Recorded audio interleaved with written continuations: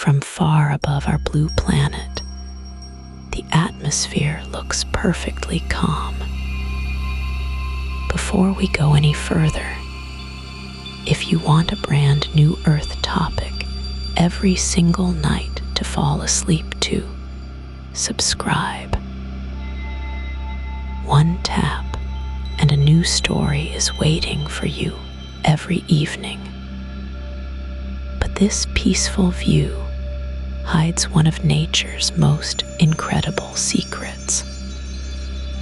The thin layer of air wrapped around Earth moves in patterns so complex and beautiful that they create some of the most powerful forces our planet has ever known. Every single day, somewhere on Earth, the atmosphere begins its ancient dance. Warm air rises from sun-heated ground. Cool air sinks from the upper reaches of the sky. These simple movements create invisible rivers of wind that flow through our atmosphere like water through a vast ocean. When these air currents meet under just the right conditions, something extraordinary happens. The air begins to spin. This spinning motion starts so gently that you could barely feel it on your skin. A slight twist in the wind, a subtle curve in the flowing air. But the atmosphere remembers every tiny movement. It builds on each small rotation, gathering energy from the temperature differences between warm Earth and cool sky.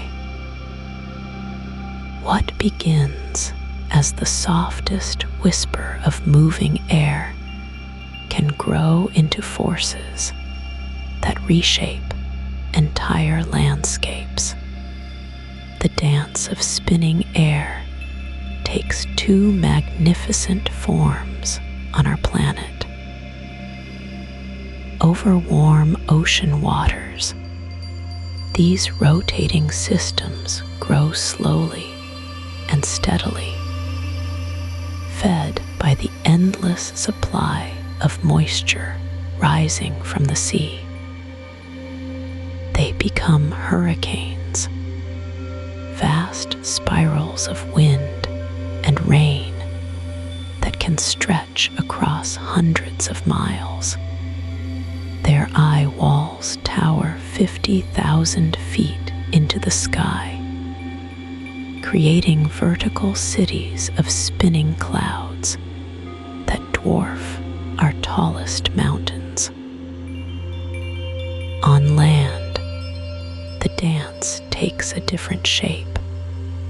Here, the spinning air forms tight, focused columns that reach down from storm clouds like fingers touching the earth.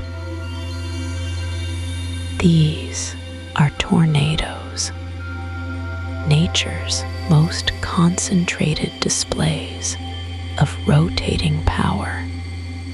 A tornado might be only a few hundred yards wide, but within that small space, winds can spin faster than any hurricane ever recorded. Both hurricanes and tornadoes are born from the same fundamental truth about our atmosphere. Air wants to move from areas of high pressure to areas of low pressure, just like water flowing downhill. But Earth spins beneath this moving air, and that spinning motion adds a twist to every breeze. This twist is so gentle that it takes enormous storms to make it visible. But once it begins, it creates some of the most beautiful and terrifying displays in all of nature. The energy that powers these spinning giants comes from temperature differences in our atmosphere. The sun heats different parts of Earth unequally. Tropical oceans absorb vast amounts of solar energy, warming the air above them. Polar regions receive less direct sunlight, keeping their air cool. This temperature difference creates a constant flow of energy through our atmosphere, like a giant engine powered by the sun itself. When warm, moist air meets cooler, drier air, the boundary between them becomes unstable. The warm air wants to rise, carrying its moisture high into the sky where it cools and forms clouds. The cool air wants to sink, creating areas of higher pressure at ground level. These competing forces create the perfect conditions for rotation to begin. The rotation starts slowly, almost imperceptibly, but once it begins, the laws of physics take over. As the spinning air draws inward, it spins faster, just like a figure skater pulling in their arms. This process can continue until winds reach speeds that seem impossible. Over 200 miles per hour in the strongest tornadoes, and sustained winds of nearly 200 miles per hour in the most powerful hurricanes. These spinning storms are not random acts of destruction. They are part of Earth's natural system for moving heat from warm regions to cool regions. Hurricanes carry tropical warmth toward the poles. Tornadoes help mix different layers of the atmosphere. They are nature's way of maintaining balance in a world where the sun heats the equator more than the poles, and where land and sea absorb heat at different rates. The atmosphere that creates these magnificent storms is incredibly thin.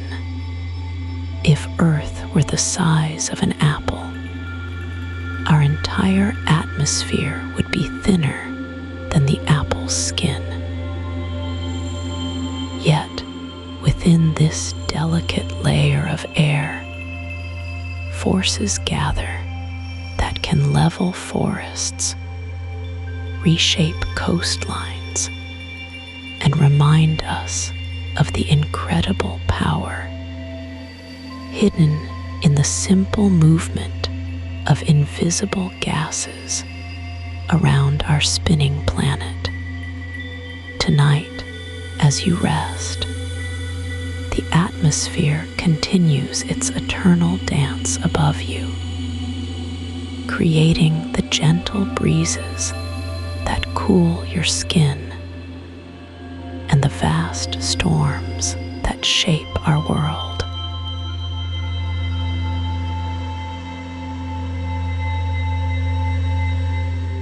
A tornado is simply air that spins. But this simple spinning creates one of nature's most focused displays of power. The average tornado measures about 100 yards across at its base. That's roughly the width of a football field. Most tornadoes last only a few minutes, though some persist for over an hour. They travel across the landscape at speeds between 20 and 40 miles per hour, carving paths that average about 4 miles long. The spinning column of air that defines a tornado can stretch from the ground all the way up to the storm cloud above, sometimes reaching heights of 2 miles or more. Inside this spinning tube, winds rotate at incredible speeds. A weak tornado might have winds of 65 miles per hour, barely strong enough to snap tree branches. The most violent tornadoes generate winds exceeding 200 miles per hour, fast enough to turn ordinary objects into deadly projectiles and reduce well-built homes to splinters. Hurricanes operate on an entirely different scale. These massive storms can span 400 miles from edge to edge. That's roughly the distance from New York City to Boston. A hurricane this size contains enough energy to power the entire United States for 6 months. The eye of a hurricane, that calm center surrounded by the strongest winds, typically measures 20 to 40 miles across.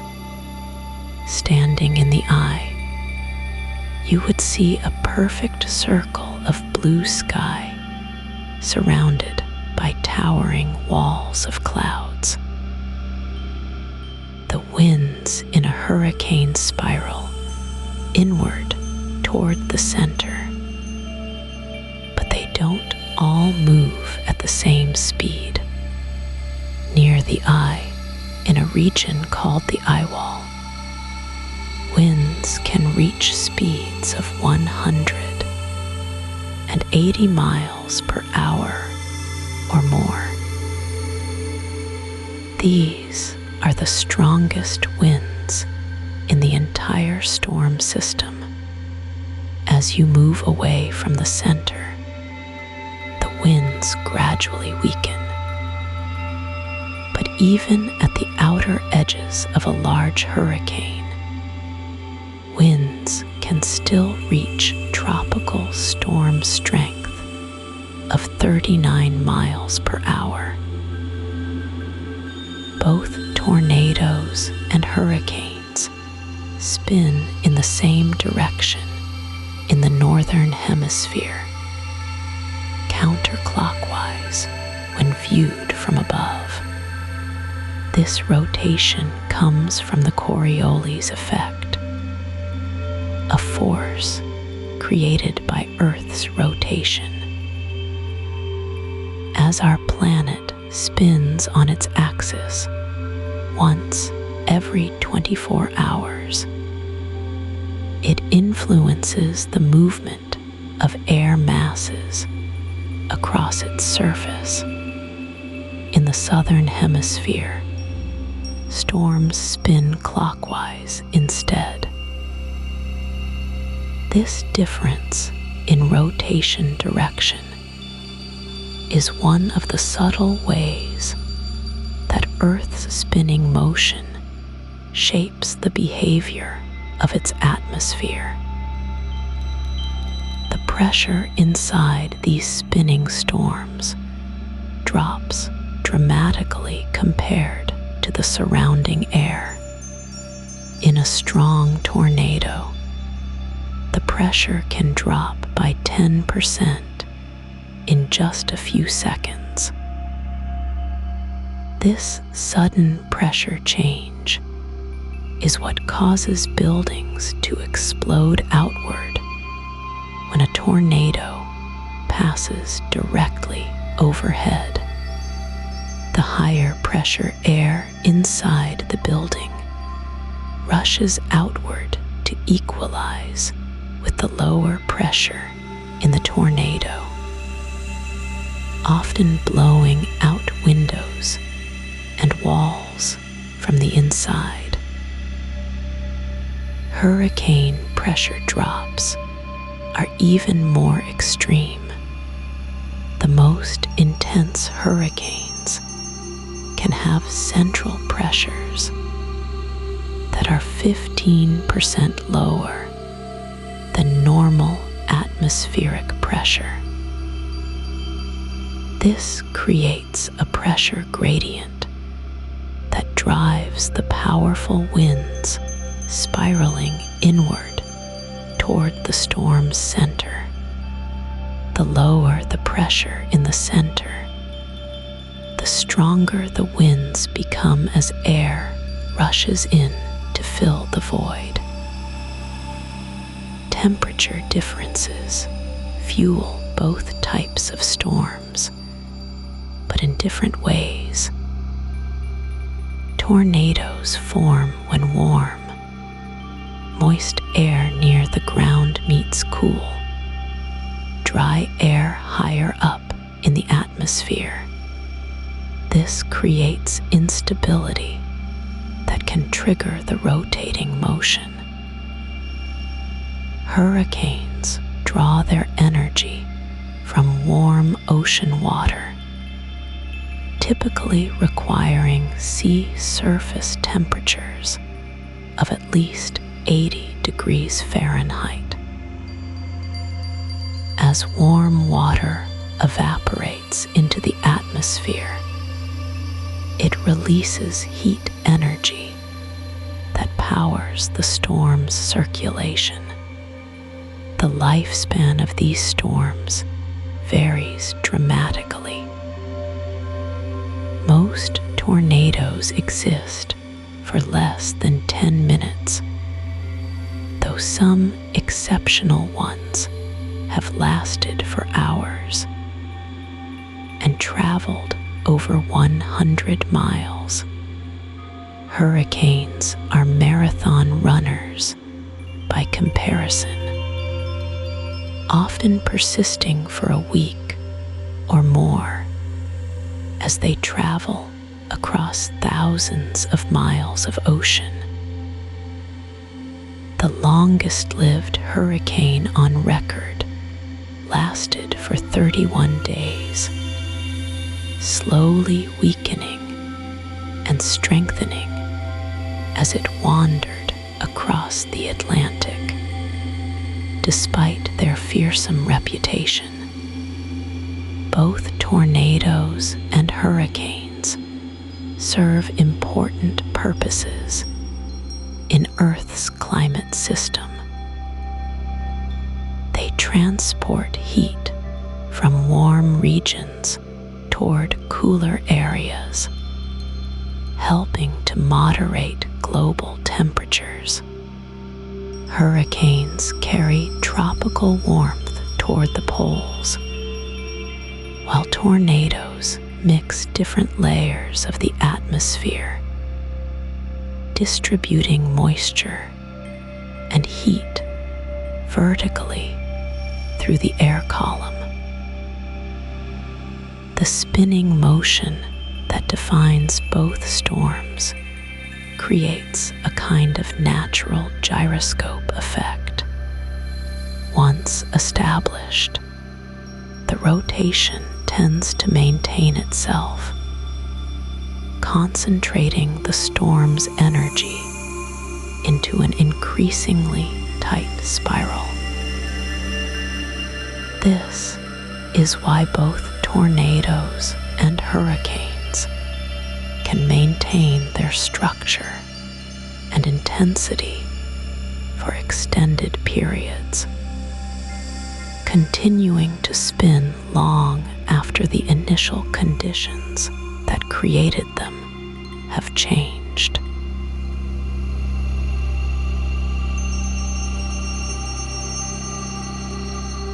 The story of Tornado Alley begins millions of years ago, when the Rocky Mountains first pushed skyward from the ancient sea floor. These towering peaks created the perfect stage for nature's most violent atmospheric theater. As the mountains rose, they began to shape the very air that flows across North America. Cold, dry air from Canada slides down from the north, while warm, moist air streams up from the Gulf of Mexico. The flat Great Plains stretch between these air masses like a vast mixing bowl, with no hills or forests to break up the collision. The geography of the central United States creates conditions found nowhere else on Earth.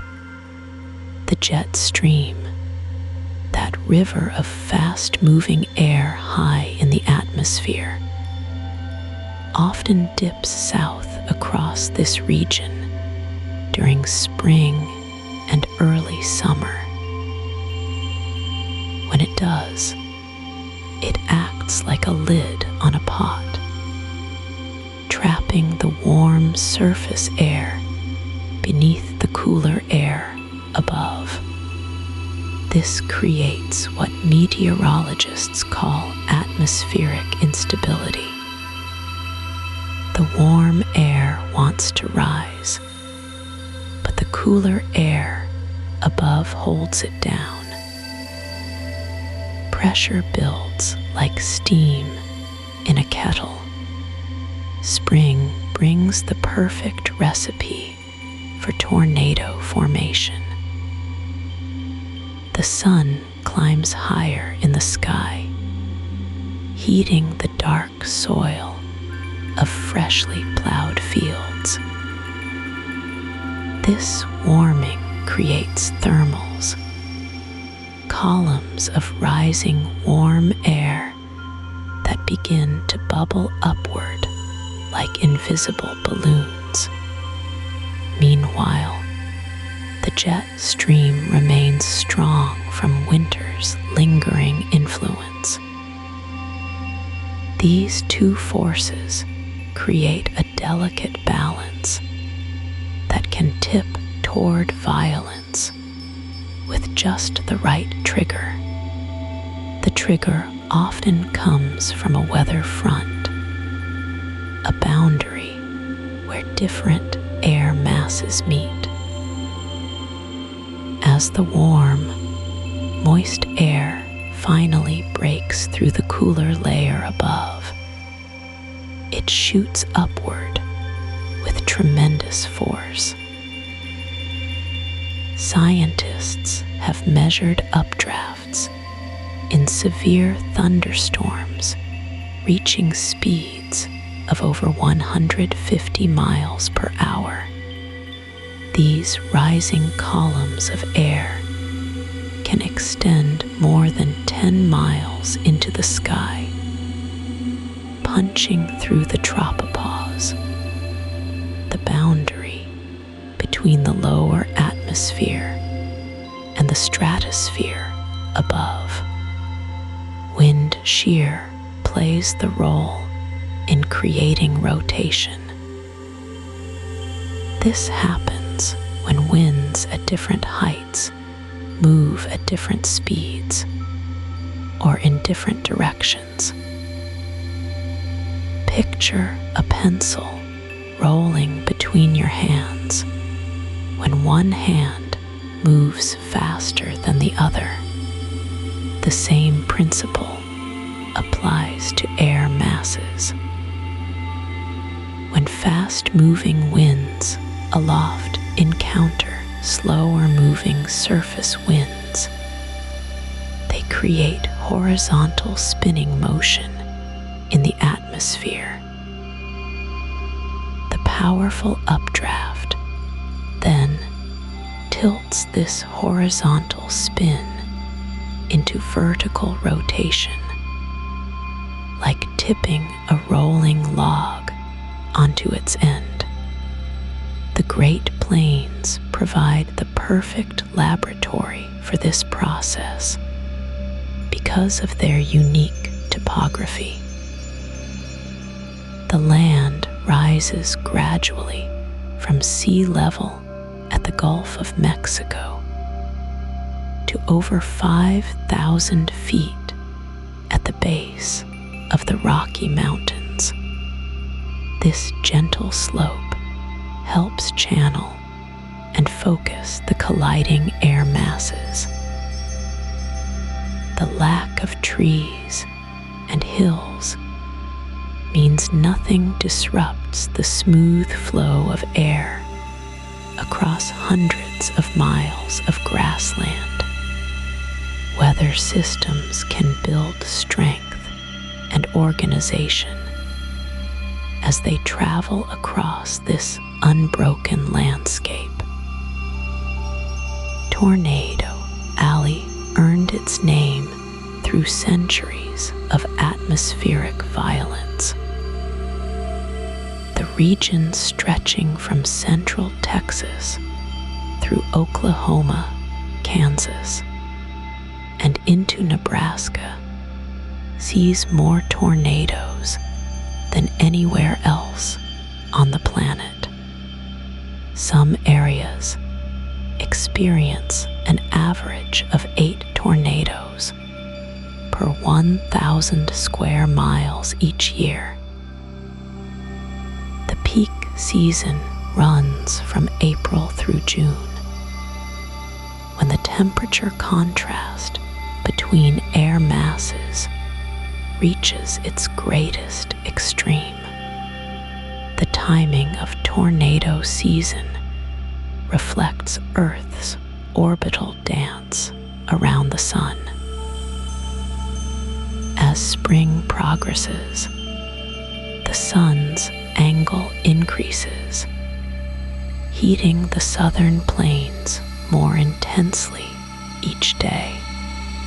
But the upper atmosphere still carries winter's chill, creating the temperature difference that fuels severe storms. By midsummer, the entire atmosphere has warmed, reducing the contrast and making tornadoes less likely. Native American tribes who lived on the Great Plains for thousands of years developed rich traditions around these spinning winds. They understood the seasonal patterns and recognized the signs that preceded violent weather. Archaeological evidence suggests that some tribes timed their buffalo hunts to avoid the peak tornado months, moving to higher ground or more sheltered areas during the most dangerous periods.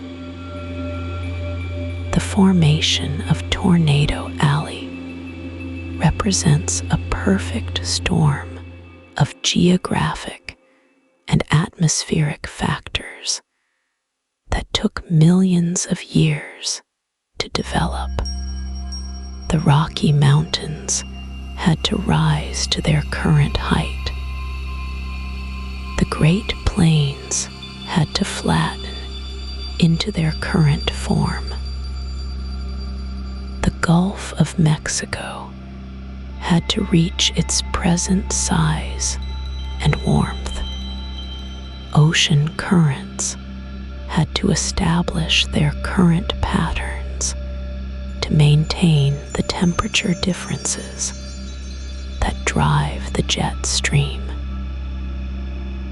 Each element in this system connects to every other element, creating the conditions for Earth's most spectacular displays of atmospheric power.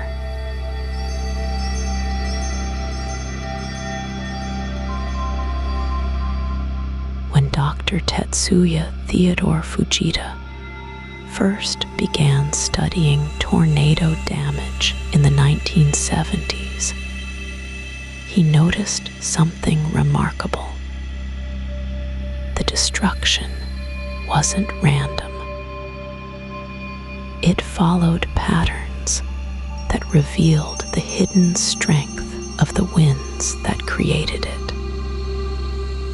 A meteorologist who had fled Japan after World War II, Fujita brought a careful eye for detail to American storm research.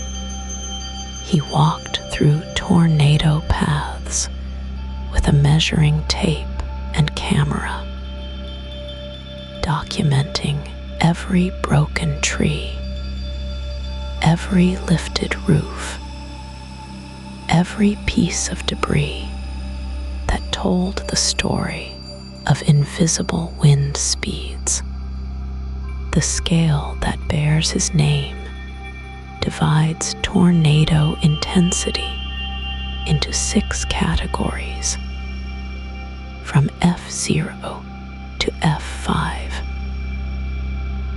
Each level represents a doubling of destructive power. An F0 tornado produces winds between 40 and 72 miles per hour. These gentle giants can snap small branches and damage chimneys, but they move across the landscape like cautious dancers, barely disturbing the ground beneath them. The winds carry the kinetic energy that was once solar radiation, transformed through countless atmospheric processes into spinning motion. F1 tornadoes reach speeds between 73 and 112 miles per hour. They peel shingles from roofs and push mobile homes off their foundations. The aluminum in those flying roof panels was forged in the nuclear furnaces of ancient stars, just as the iron in the nails that once held them was created in stellar explosions billions of years ago. When these materials take flight in tornado winds, they become part of an atmospheric recycling system that redistributes matter across vast distances. The jump to F2 brings winds between 113 and 157 miles per hour. These storms can lift entire roofs and destroy mobile homes completely.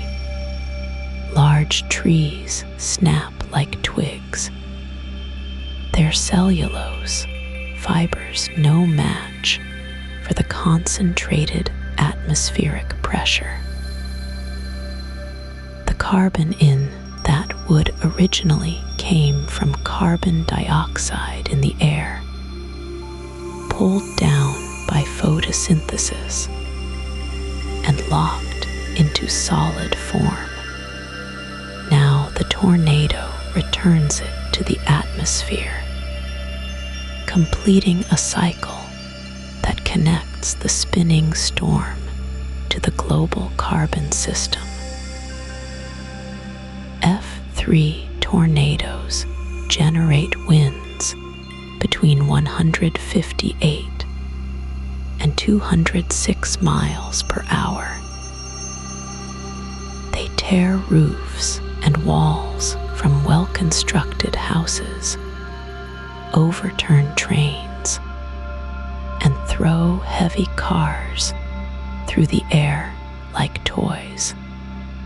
The steel in those vehicles contains iron that was created in the core of a massive star that died long before our solar system formed.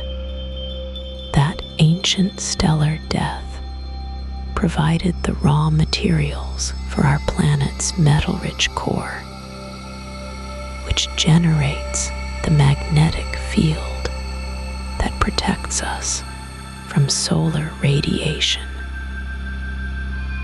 The same cosmic processes that shield our atmosphere also provide the materials that tornadoes fling across the landscape. When winds reach F4 intensity, between 207 and 260 miles per hour, even well-constructed houses level completely. Cars become missiles, and small objects turn into deadly projectiles traveling at highway speeds. The concrete foundations that these storms destroy contain limestone that formed on ancient ocean floors, compressed from the shells of countless marine creatures. Those calcium carbonate shells originally came from dissolved minerals that rivers carried from weathered mountains to the sea. The tornado connects these deep geological processes to the immediate violence of the present moment. F5 tornadoes represent the ultimate expression of atmospheric fury. With winds exceeding 261 miles per hour, they scour bark from trees and lift incredible weights into the air.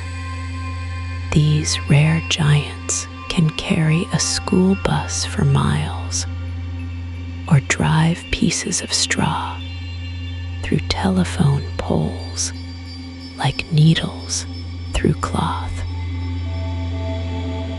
The telephone poles contain copper wiring that was mined from ore deposits created by ancient hydrothermal systems.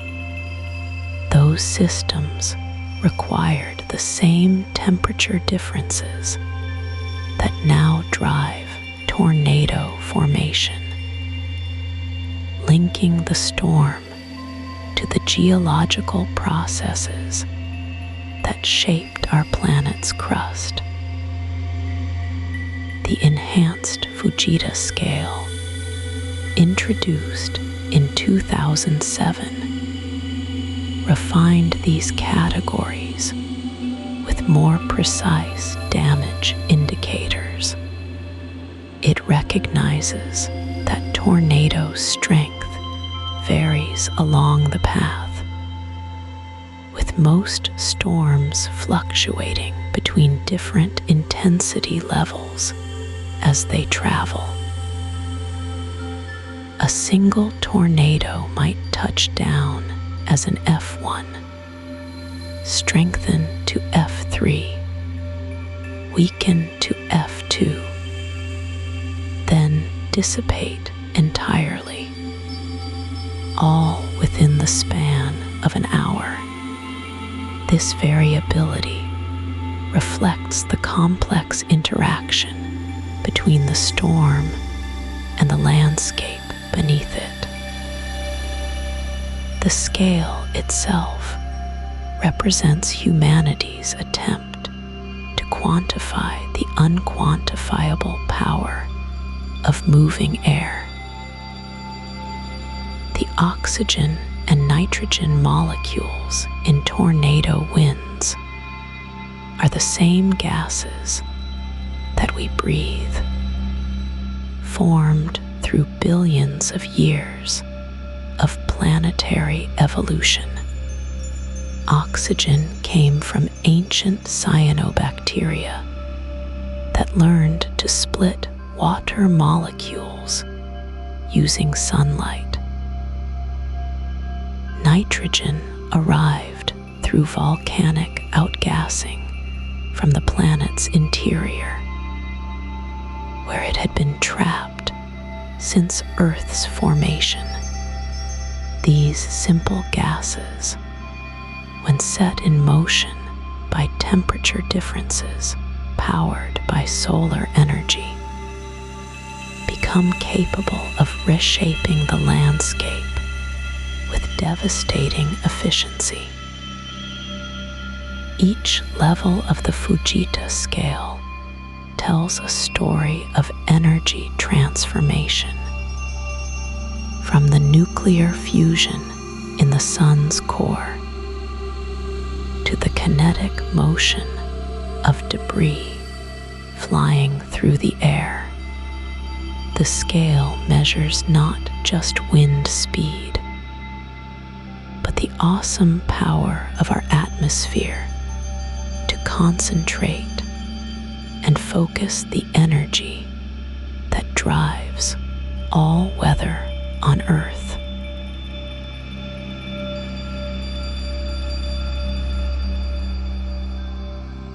The atmosphere above us holds invisible rivers of air that flow in layers, each moving at different speeds and directions. These layers create what meteorologists call wind shear, the difference in wind velocity between altitudes. When warm, moist air near the ground meets cooler, drier air above, the stage is set for something extraordinary.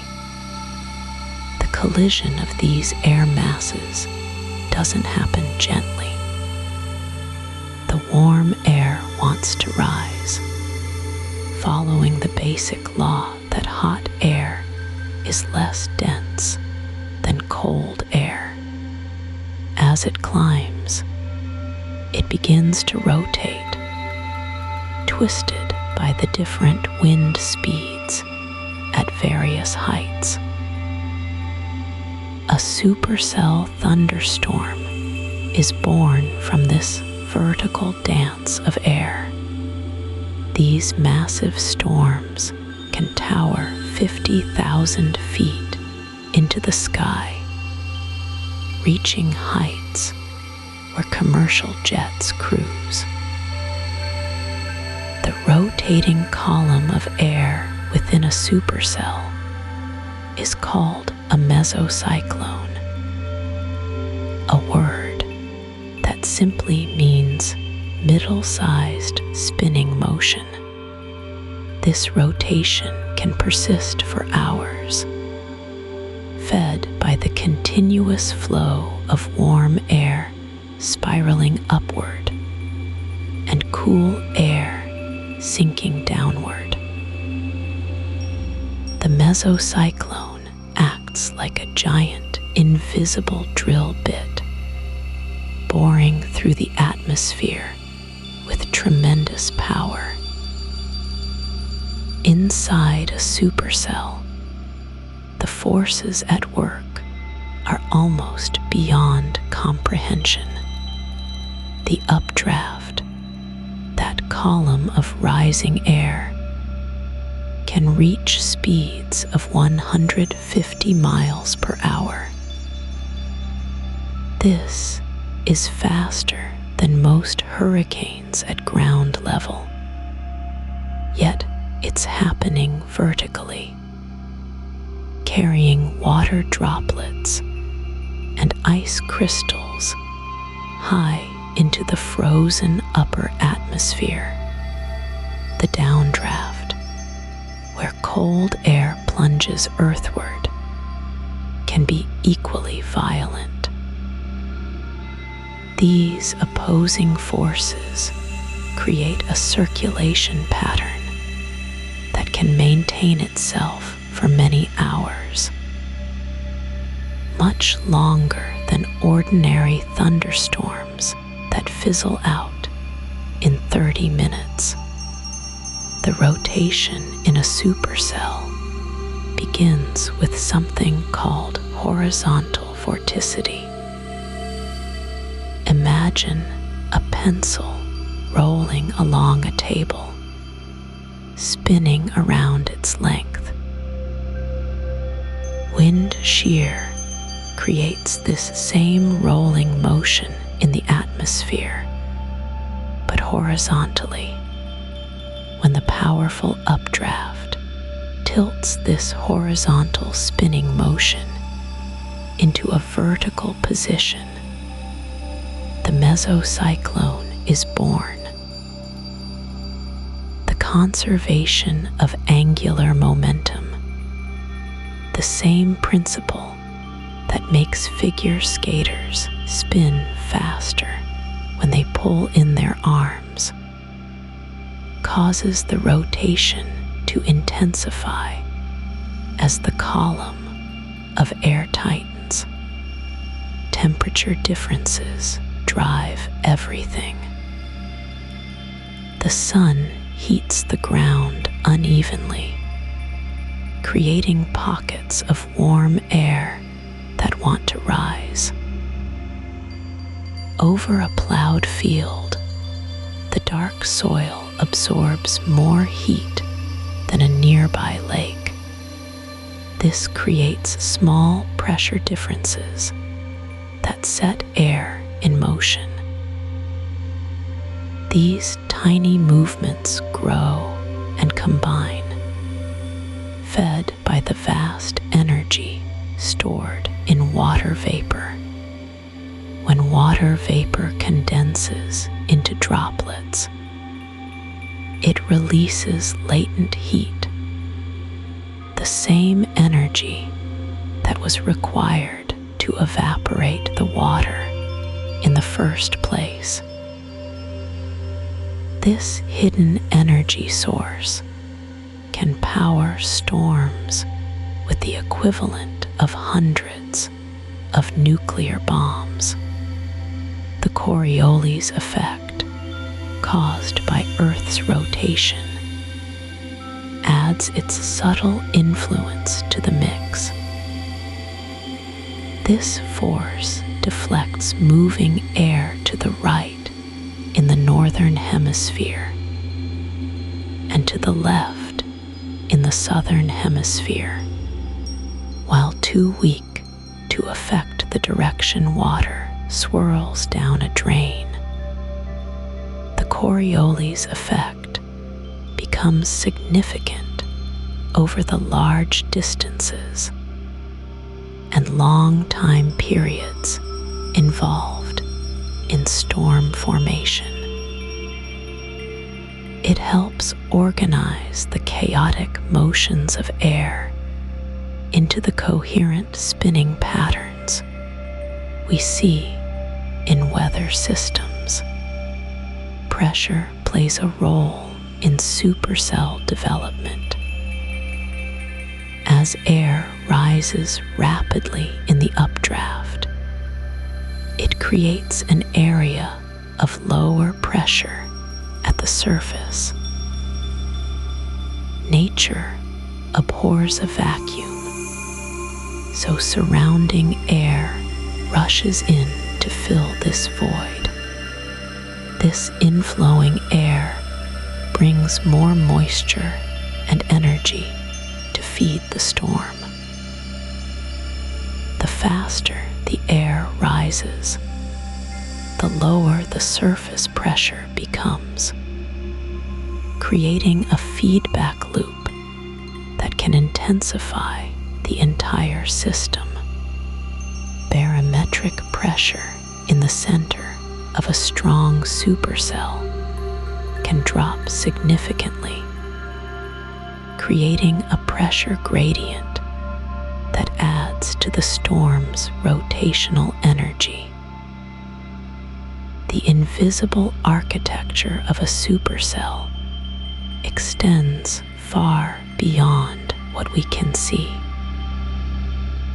The storm's influence reaches out for dozens of miles, organizing the flow of air across vast regions. Smaller eddies and vortices form around the main circulation, like whirlpools around a larger whirlpool. These secondary circulations can spawn additional storms or contribute to the formation of multiple tornadoes from a single supercell. The entire system becomes a complex engine for converting the thermal energy of warm, moist air into the kinetic energy of violent winds. Gravity provides the final piece of the puzzle. What goes up must come down, and the massive amounts of water lifted into the upper atmosphere eventually fall as rain or hail. This precipitation loads the downdrafts with additional weight, accelerating the downward flow of air. When these powerful downdrafts hit the ground, they spread outward, creating straight-line winds that can be as destructive as tornadoes themselves. The interplay between rising and sinking air creates the complex three-dimensional structure that makes supercells the most persistent and dangerous of all thunderstorms.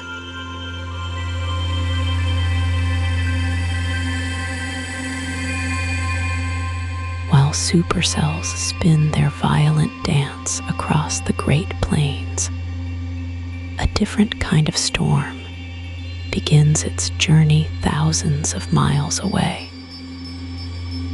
Picture a patch of disturbed air over the warm waters off the coast of West Africa.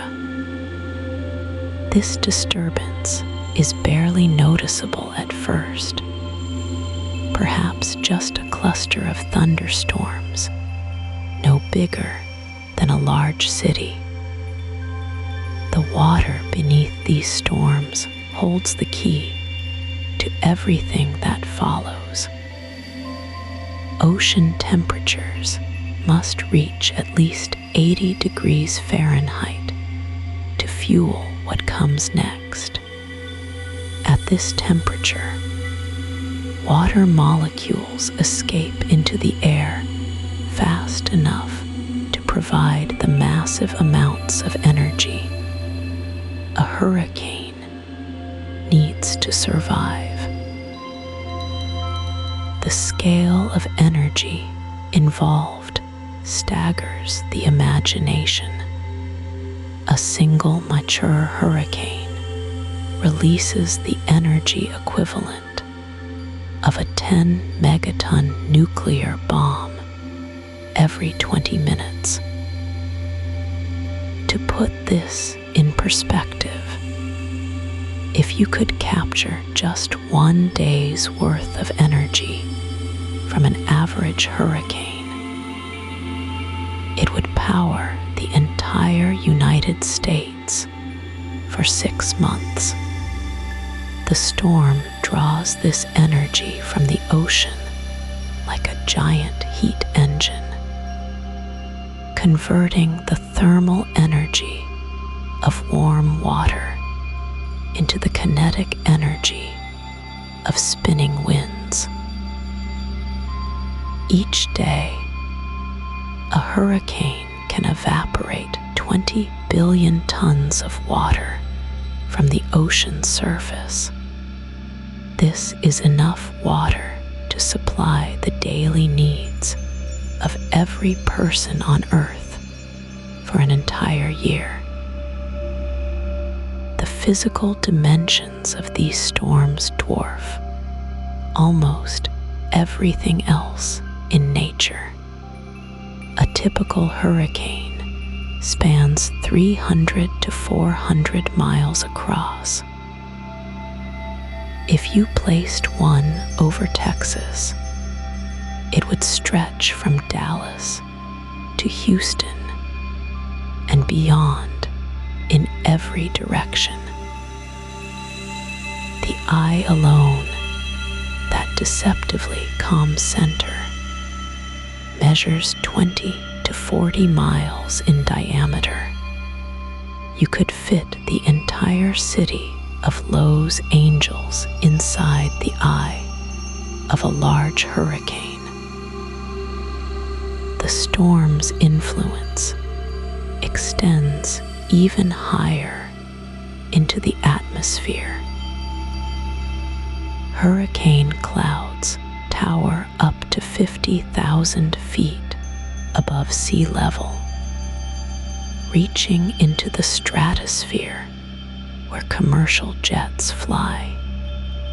If you could stand a hurricane on its side, it would be taller than Mount Everest by a factor of 10.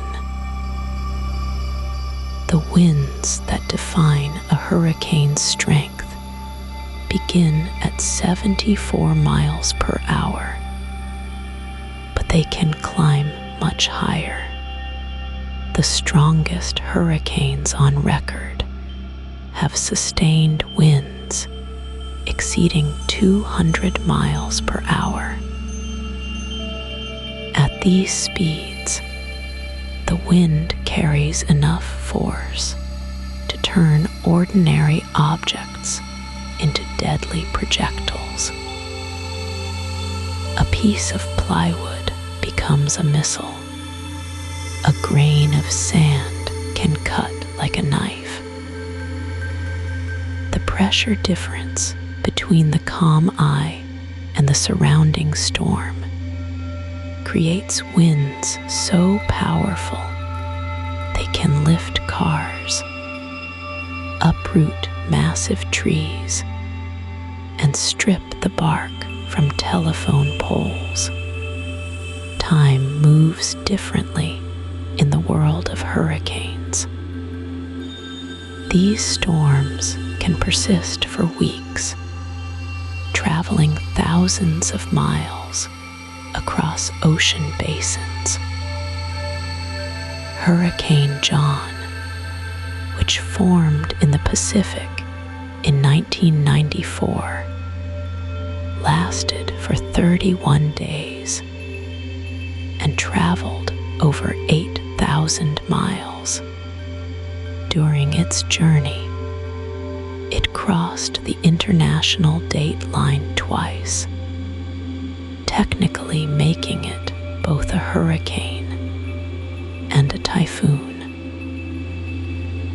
The storm's path traced a lazy arc across nearly a quarter of the Earth's circumference. Most hurricanes, however, live for about a week, following curved paths that mirror the rotation of the planet itself. The birth of a hurricane requires precise conditions that align like the tumblers of a cosmic lock. The ocean must be warm enough, but not just at the surface. The heat must extend down at least 150 feet below the waves. Wind shear, the difference in wind speed and direction at different altitudes, must remain low. Too much shear tears apart the developing storm before it can organize. The Coriolis effect, caused by Earth's rotation, must be strong enough to start the initial spin. This is why hurricanes cannot form within about 300 miles of the equator, where the Coriolis effect is too weak to generate rotation. Once these conditions align, the transformation begins slowly. The cluster of thunderstorms starts to organize around a center of low pressure. Winds begin to circle inward, drawn by the pressure difference. As the system strengthens, it develops the characteristic spiral bands that make hurricanes so recognizable from space. These bands are not random. They form at precise angles, typically spiraling inward at about 20 degrees from the direction of motion. The mathematics of fluid dynamics governs their shape, creating patterns that repeat across all hurricanes, regardless of their size or strength.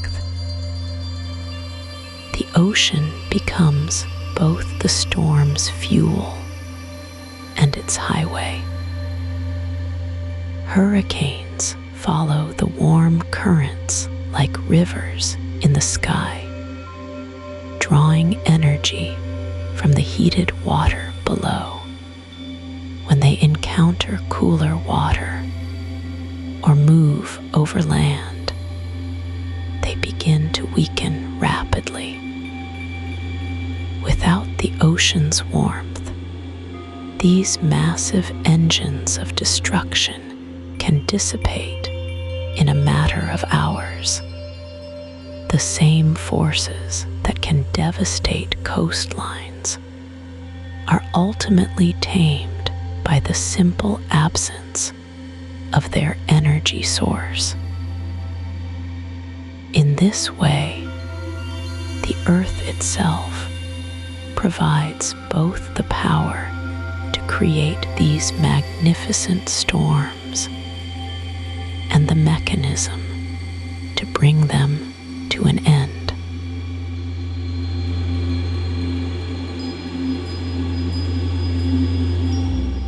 At the heart of every hurricane lies one of nature's most peaceful paradoxes.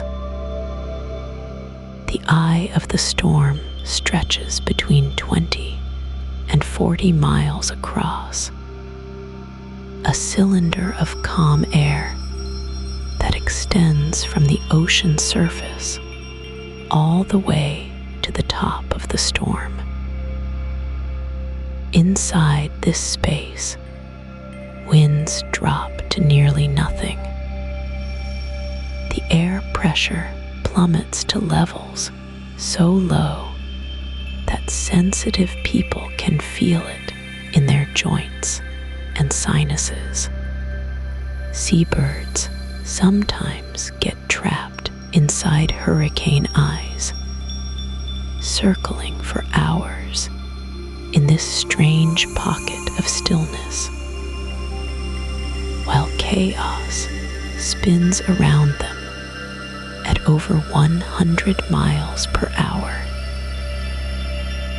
The walls that surround this calm center rise like a coliseum made of clouds. These eye-wall clouds tower 40,000 feet into the sky, their tops flattening against the ceiling of the atmosphere.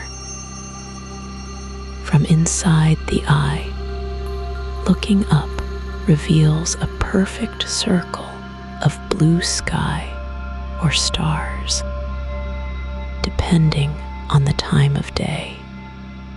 The walls themselves appear almost solid, like gray and white cliffs that curve away in both directions. Sunlight filters down through this opening, creating an otherworldly glow that illuminates the churning ocean below. The eye wall contains the hurricane's most violent winds. Here, air rushes upward at speeds that can exceed 200 miles per hour in the strongest storms. These updrafts are so powerful, they can lift entire sections of ocean, spray thousands of feet into the air. The moisture condenses instantly in the cold upper atmosphere, releasing enormous amounts of heat that fuel the storm's continued growth. This process creates a feedback loop where the hurricane literally feeds on itself, growing stronger as long as warm ocean water remains beneath it. From space, hurricanes reveal their true architectural beauty. The spiral arms that extend outward from the eye follow mathematical patterns found throughout nature. These bands mirror the same logarithmic spirals seen in nautilus shells, galaxy arms, and sunflower seed arrangements. Each band represents a different layer of the storm's circulation, with outer bands containing lighter winds and scattered thunderstorms, while inner bands pack increasingly violent weather. The ocean's surface beneath a hurricane tells its own story of the storm's passage. Waves can reach heights of 60 feet or more, creating mountains of water that march across hundreds of miles of open sea. These waves move faster than the hurricane itself, arriving at distant shores hours before the storm's winds. The wave patterns create interference zones where different swells meet and combine, sometimes producing rogue waves that tower even higher than the surrounding seas. Hurricane eyes often develop secondary features that reveal the storm's internal dynamics. Smaller vortices, called mesovortices, can form within the eye wall and orbit around the main circulation. These mini tornadoes within the hurricane create localized areas of even more intense winds and damage. Stadium effect describes how the eye wall can develop a double structure, with an outer wall forming while an inner wall weakens, creating concentric rings of severe weather. The temperature difference between a hurricane's eye and its eye wall can exceed 20 degrees Fahrenheit. The eye remains relatively warm because air sinks gently downward, compressing and heating as it descends. Meanwhile, the eye wall stays cooler due to the rapid upward motion of air and the cooling effect of condensing water vapor. This temperature gradient helps maintain the storm's circulation, creating a natural heat engine that converts the ocean's thermal energy into the kinetic energy of spinning winds. Lightning activity within hurricanes follows distinct patterns that meteorologists use to gauge storm intensity. The eye wall typically produces the most frequent lightning strikes, with flash rates that can exceed 100 strikes per minute during periods of rapid intensification. The eye itself remains relatively quiet electrically, while the outer spiral bands create scattered lightning that illuminates the storm's vast structure from within. Hurricane eyes can undergo dramatic changes as storms evolve. Eye replacement cycles occur when a new eye wall forms outside the original one, gradually contracting inward while the old eye wall dissipates. During this process, the hurricane's winds may temporarily weaken before intensifying again with the new, smaller eye. These cycles can repeat multiple times throughout a hurricane's life, each transformation visible from satellite imagery as the storm's appearance shifts and reorganizes. The interaction between hurricane eyes and the ocean creates unique surface patterns. The low pressure at the storm's center actually pulls the sea surface upward, creating a dome of water that can rise several feet above normal sea level. This storm surge begins forming far from shore, building as the hurricane approaches land. Combined with the massive waves, this elevated water level becomes one of the hurricane's most dangerous aspects, capable of flooding coastal areas miles inland.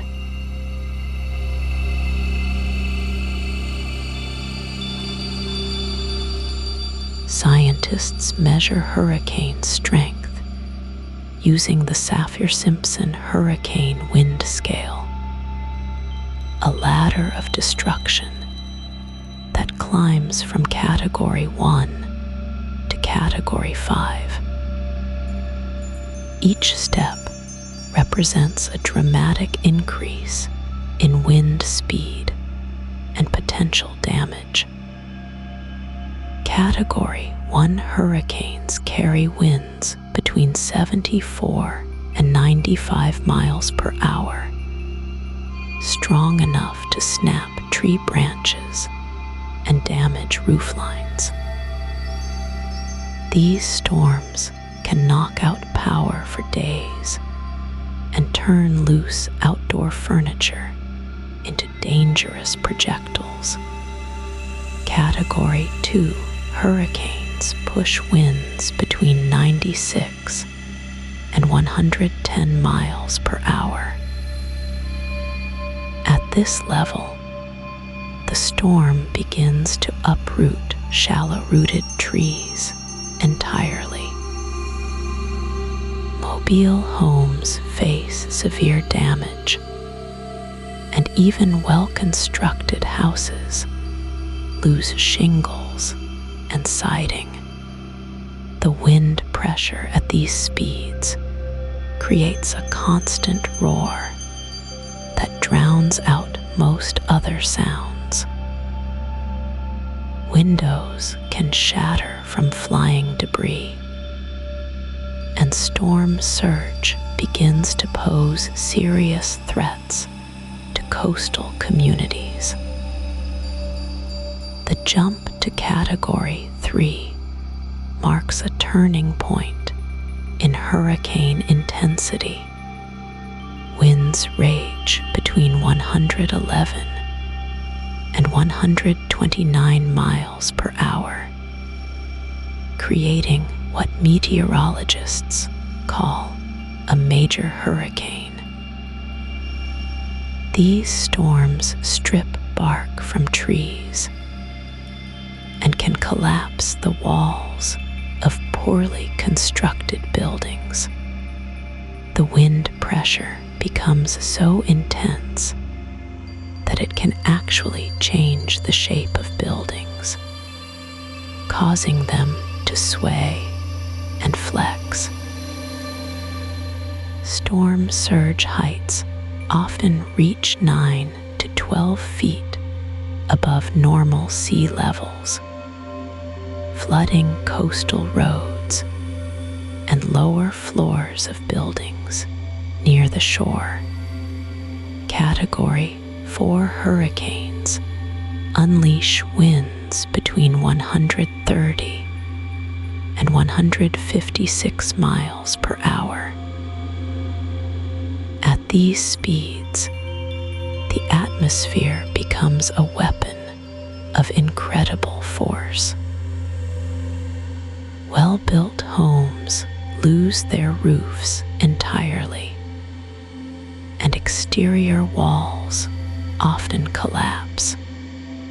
Trees that have stood for decades snap like twigs, or get ripped from the ground with their entire root systems intact. The storm surge can climb as high as 18 feet, turning coastal areas into temporary seas that reach far inland. Category 5 represents the ultimate expression of atmospheric fury. Winds exceed 157 miles per hour, creating pressure so intense that it can implode buildings. These rare monsters destroy most framed homes completely, leaving only concrete foundations behind. The wind speed at Category 5 level approaches that of some tornadoes, but covers an area hundreds of times larger. Storm surge can exceed 18 feet, reshaping entire coastlines and moving massive amounts of sand and debris. The scale measures only wind speed, but hurricane destruction comes from multiple forces working together. Wind pressure increases exponentially with speed, not linearly.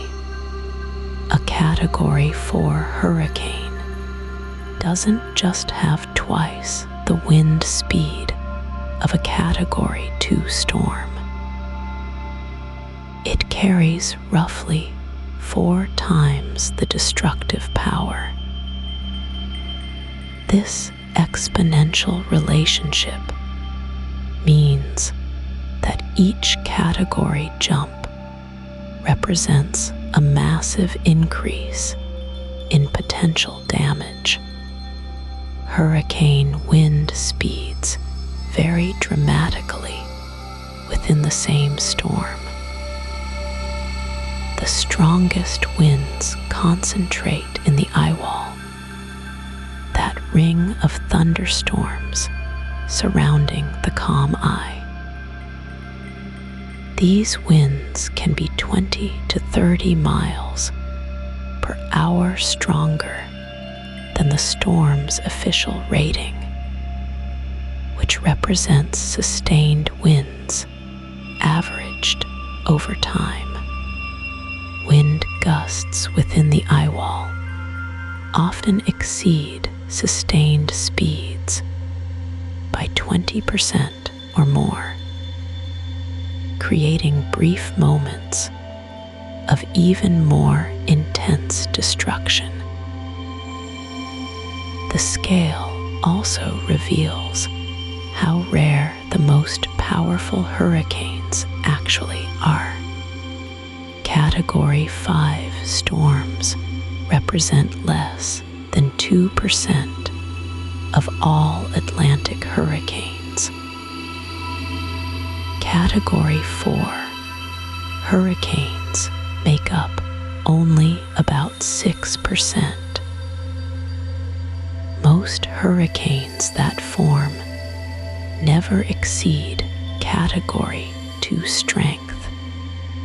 The ocean and atmosphere must align perfectly to create and sustain the most powerful storms, requiring exceptionally warm water temperatures and minimal wind shear throughout the storm's vertical structure. Modern technology allows meteorologists to measure hurricane intensity with remarkable precision. Hurricane hunter aircraft fly directly into storms, dropping instruments called dropsondes that measure wind speed, pressure, and temperature as they fall through the hurricane's structure. These brave flights provide real-time data that satellites cannot capture, especially wind speeds at the ocean surface, where the storm's power directly impacts human communities. The Saffir-Simpson scale continues to evolve as scientists learn more about hurricane behavior. Some researchers propose adding a Category 6 for storms with winds exceeding 192 miles per hour as climate change may create conditions for such extreme hurricanes in the future. Others suggest incorporating storm surge and rainfall into the rating system, since these factors often cause more damage than wind alone.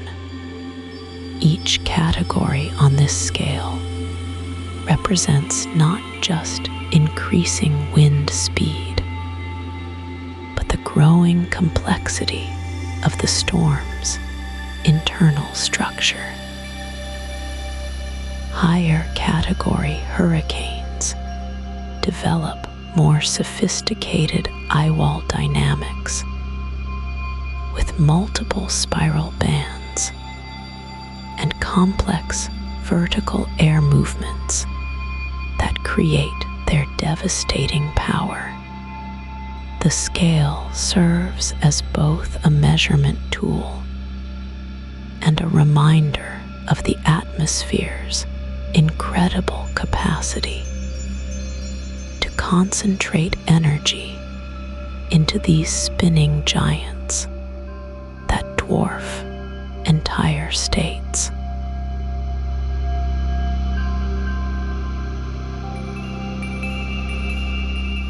The spinning motion that defines both tornadoes and hurricanes emerges from one of Earth's most fundamental forces. The Coriolis effect shapes the rotation of every large-scale weather system on our planet. This invisible force arises from Earth's own rotation, creating a gentle but persistent push that deflects moving air masses. In the northern hemisphere, this deflection curves air to the right. In the southern hemisphere, it curves air to the left. The effect grows stronger as you move away from the equator, where Earth's rotational speed creates the most dramatic deflection of moving objects. Hurricane formation depends entirely on this rotational dance. The Coriolis effect provides the initial spin that transforms a simple area of low pressure into a rotating storm system. Without this force, tropical storms would simply move in straight lines, never developing the circular motion that concentrates their power. The effect requires distance from the equator to work effectively. Hurricanes rarely form within 5 degrees of the equator. Because the Coriolis effect, there is too weak to create the necessary rotation. This invisible boundary explains why certain tropical regions never experience hurricanes despite having warm ocean waters and other favorable conditions. The seasonal rhythm of hurricane formation follows Earth's orbital dance around the sun.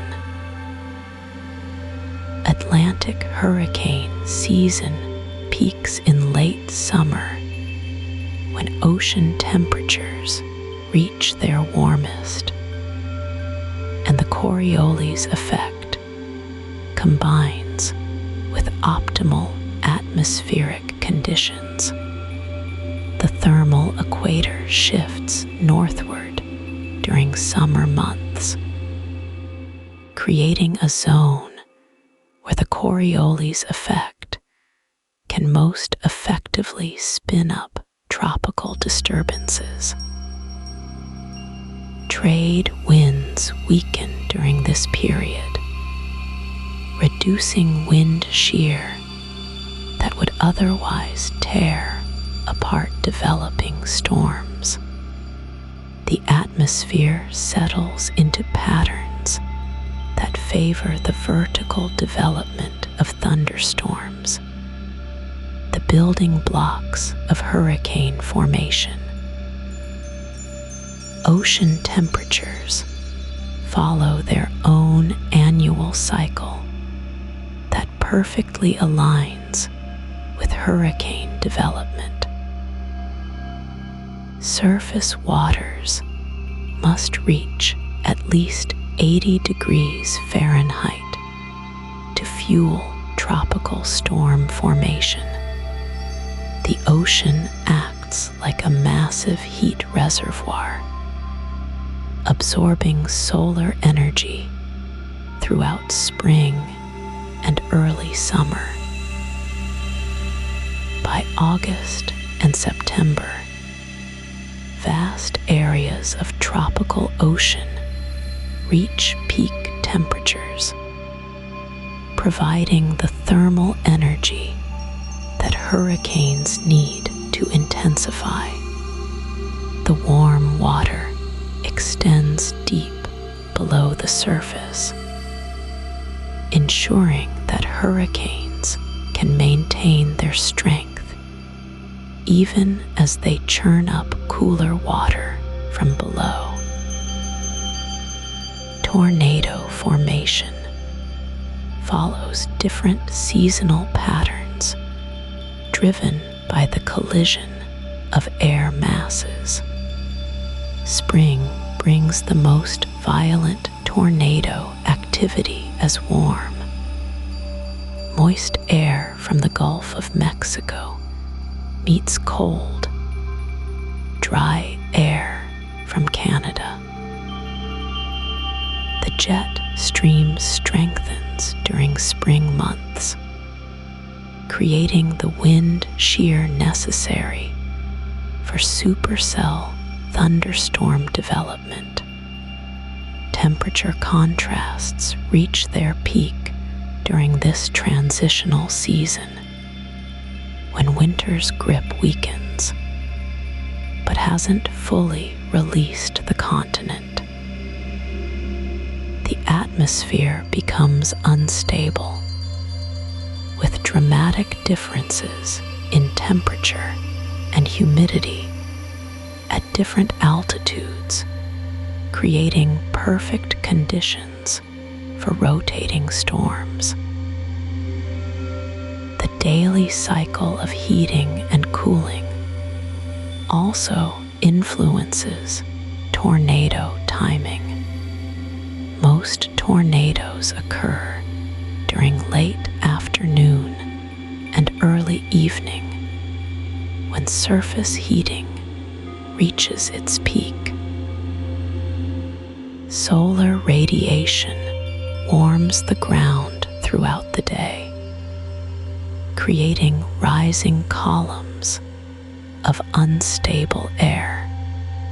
The atmosphere becomes most volatile during these hours, as temperature differences between the surface and upper levels reach their maximum. Cooling after sunset typically stabilizes the atmosphere, ending the daily tornado threat until the next day's heating cycle begins. El Niño and La Niña cycles create longer-term patterns in storm activity. During El Niño years, increased wind shear over the Atlantic typically suppresses hurricane formation. The Pacific warming associated with El Niño strengthens upper-level winds that tear apart developing tropical storms.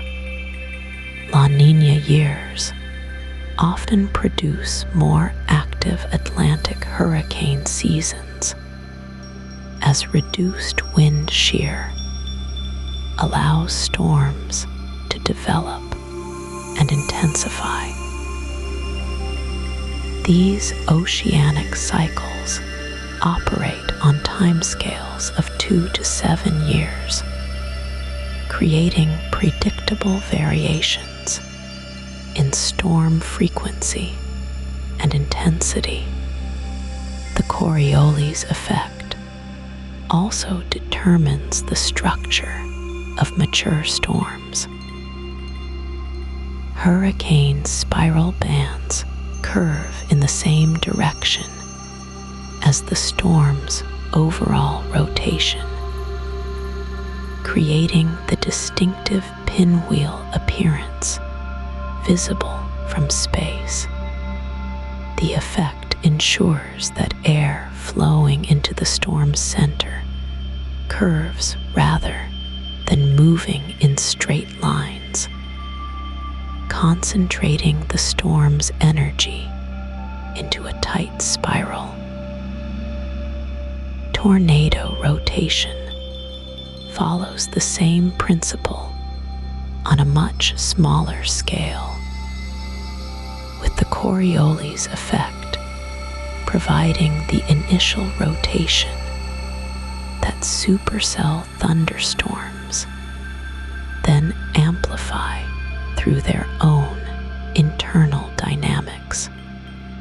Even the movement of storms across Earth's surface reflects these rotational forces.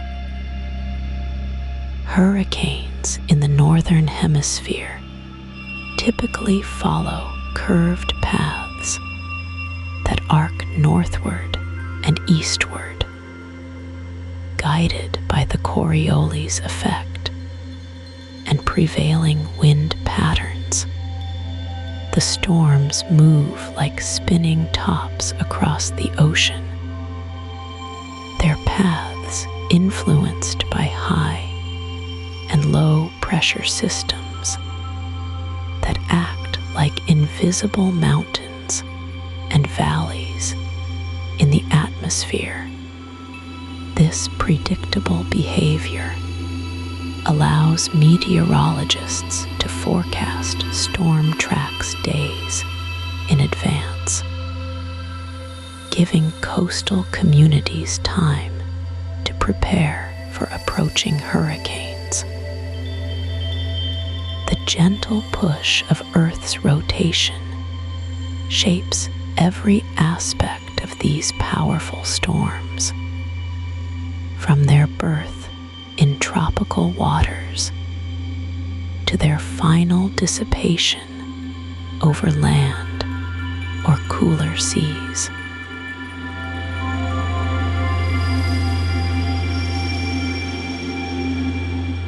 The atmosphere surrounding a developing tornado reveals itself through subtle warning signs that trained storm spotters learn to recognize. Wall clouds form beneath the main storm cloud like dark, lowering curtains of moisture. These rotating masses of air descend from the supercells mesocyclone, creating a distinctive bulge that hangs lower than the surrounding cloud base. The wall cloud rotates slowly at first, sometimes taking several minutes to complete one full turn. Meteorologists consider wall clouds the most reliable visual indicator that a tornado may soon form. Funnel clouds emerge from wall clouds like ghostly fingers reaching toward the ground, invisible funnel consists of water droplets that condense as air pressure drops within the rotating column.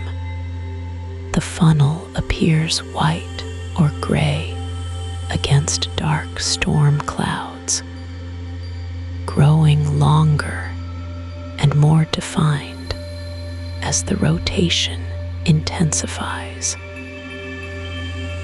Many funnel clouds never reach the ground, dissipating back into the parent cloud after a few minutes of visible spinning. Only when the funnel touches Earth's surface does it officially become a tornado. The area immediately around a developing tornado displays other atmospheric neighbors that work together in the storm's formation. Tail clouds stretch horizontally from the wall cloud like ribbons of moisture being drawn into the rotation. These inflow bands show the path of warm, moist air feeding the storm system. Rain curtains often surround the tornado's location, creating a veil that can hide the funnel from observers. The heaviest precipitation typically falls northeast of the tornado in the northern hemisphere, following the storm's internal circulation patterns. Downdrafts and updrafts create invisible vertical neighbors within the supercell structure. The rear flank downdraft wraps around the mesocyclone, bringing cooler air down from higher altitudes. This descending air helps tighten the rotation, much like a figure skater pulling in their arms to spin faster. The main updraft continues to feed warm air into the storm's core, maintaining the energy needed for tornado formation. These competing air currents create a delicate balance that determines whether a tornado will form and how long it will persist. Scud clouds race beneath the main storm structure like scattered fragments of the larger system. These low, ragged clouds move rapidly in different directions, torn by the conflicting wind patterns near the tornado. Storm chasers often mistake fast-moving scud clouds for funnel clouds, but scud clouds lack the organized rotation of true tornado formations. The chaotic movement of scud clouds actually indicates the turbulent wind shear that helps create conditions favorable for tornado development. Temperature boundaries create invisible neighbors that influence tornado formation. The dry line separates hot, dry air from warm, moist air, creating a zone of instability that supercells often follow. Cold fronts provide the lifting mechanism that triggers severe thunderstorm development. The intersection of these air masses creates the wind shear necessary for rotating storms. Meteorologists track these boundaries carefully, knowing that tornadoes most commonly form along these atmospheric dividing lines. Pressure variations surround developing tornadoes like invisible waves in the atmosphere.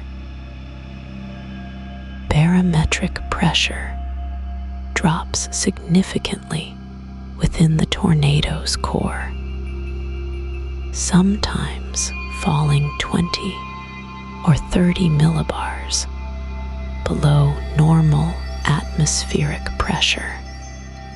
This pressure gradient creates the intense winds that characterize tornadoes, with air rushing inward to fill the low-pressure void.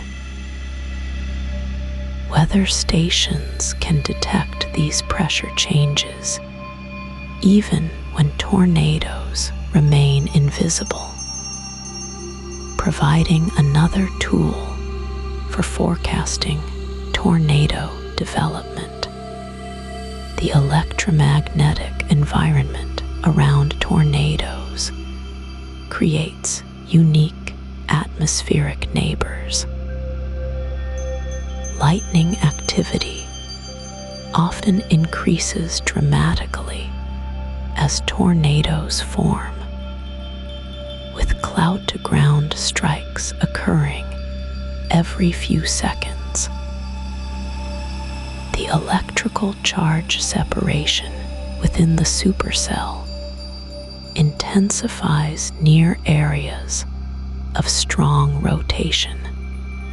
Some researchers believe that electromagnetic fields may play a role in tornado formation, though this connection remains under investigation.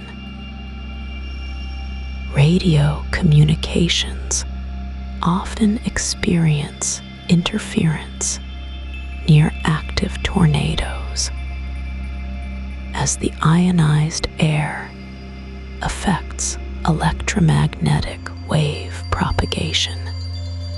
Ground-level indicators provide terrestrial neighbors to atmospheric tornado signs. Dust devils and small whirlwinds may appear in fields near developing supercells, showing that surface-level rotation has begun. Trees bend in unusual patterns as wind shear increases at ground level. Animals often display restless behavior before tornadoes form, possibly sensing the pressure changes and electromagnetic disturbances that humans cannot detect. These surface signs complement the atmospheric indicators, creating a complete picture of the conditions surrounding tornado formation. The spacing between tornadoes within supercell systems follows predictable patterns. Multiple tornadoes from the same parent storm typically form along the storm's track, separated by several miles and occurring minutes or hours apart. Each tornado represents a cycle of intensification and dissipation within the larger Mesocyclone system. parent supercell may produce a family of tornadoes as it moves across the landscape, with each new tornado forming as atmospheric conditions realign within the storm structure.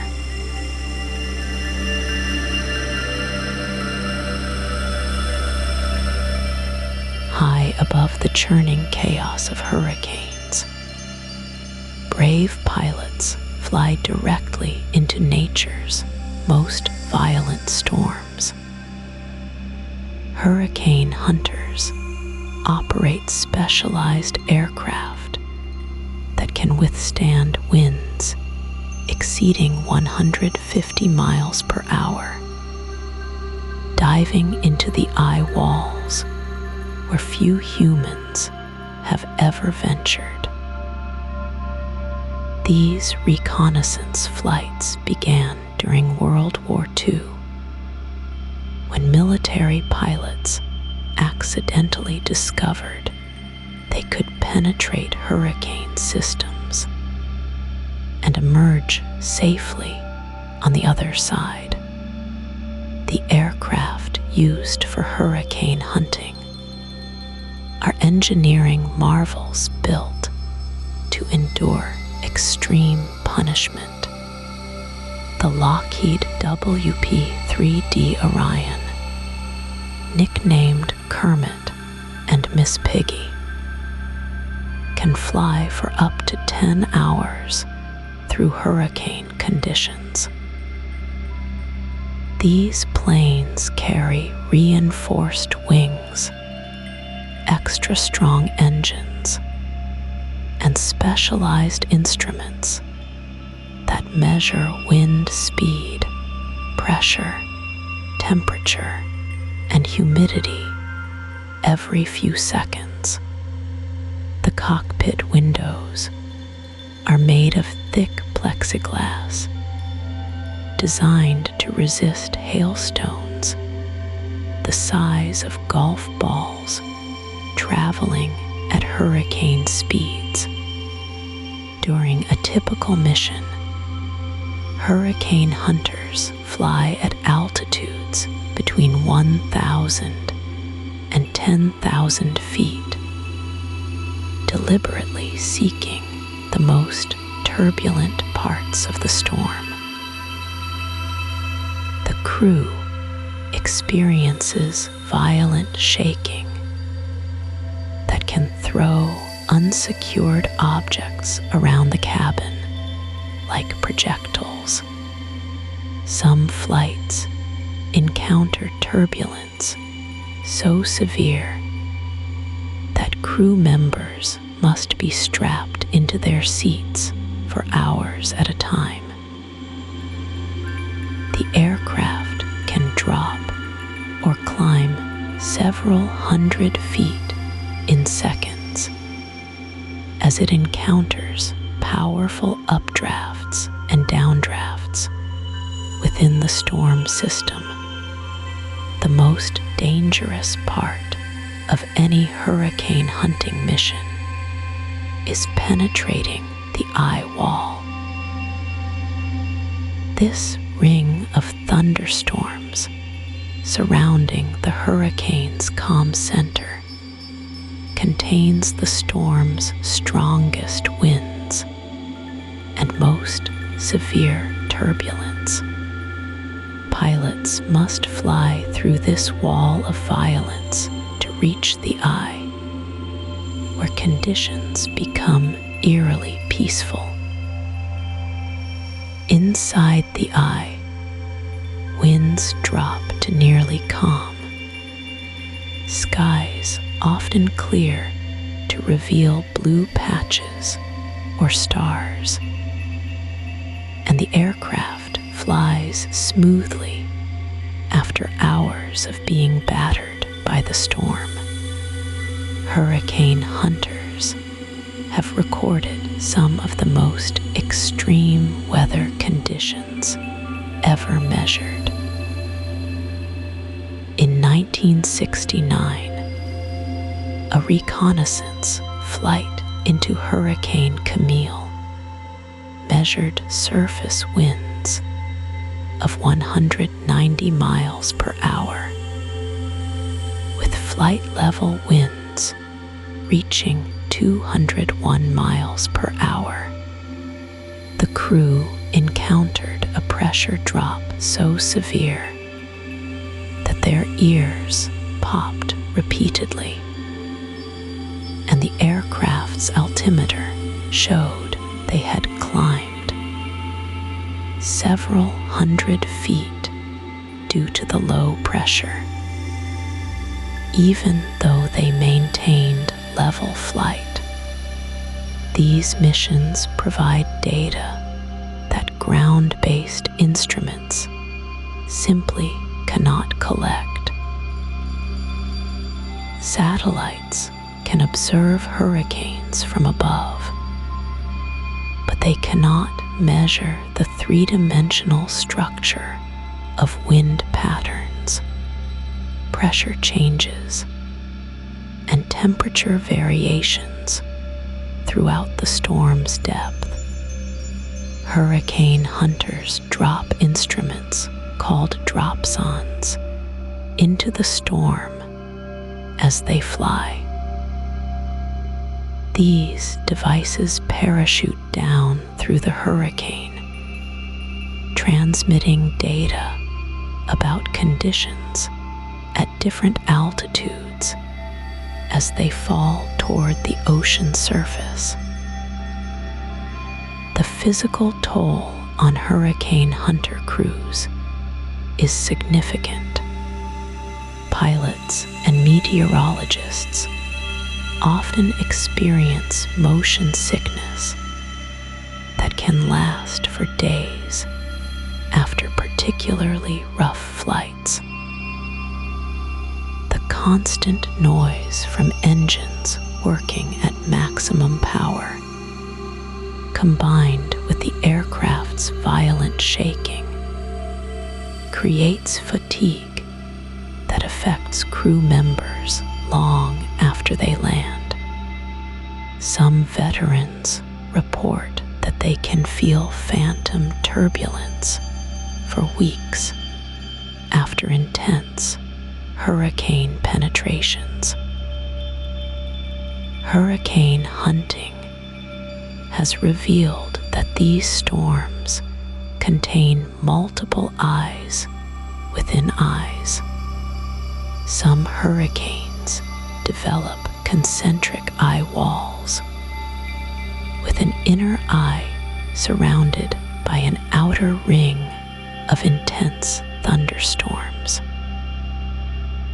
When aircraft fly through these double eye systems, they experience calm conditions, then violent turbulence, then calm again, then more turbulence before finally emerging from the storm. This structure helps meteorologists understand how hurricanes strengthen and weaken as they move across the ocean. The data collected by hurricane hunters directly improves storm forecasting and saves countless lives. Before these reconnaissance flights began, hurricane track predictions were often wrong by hundreds of miles.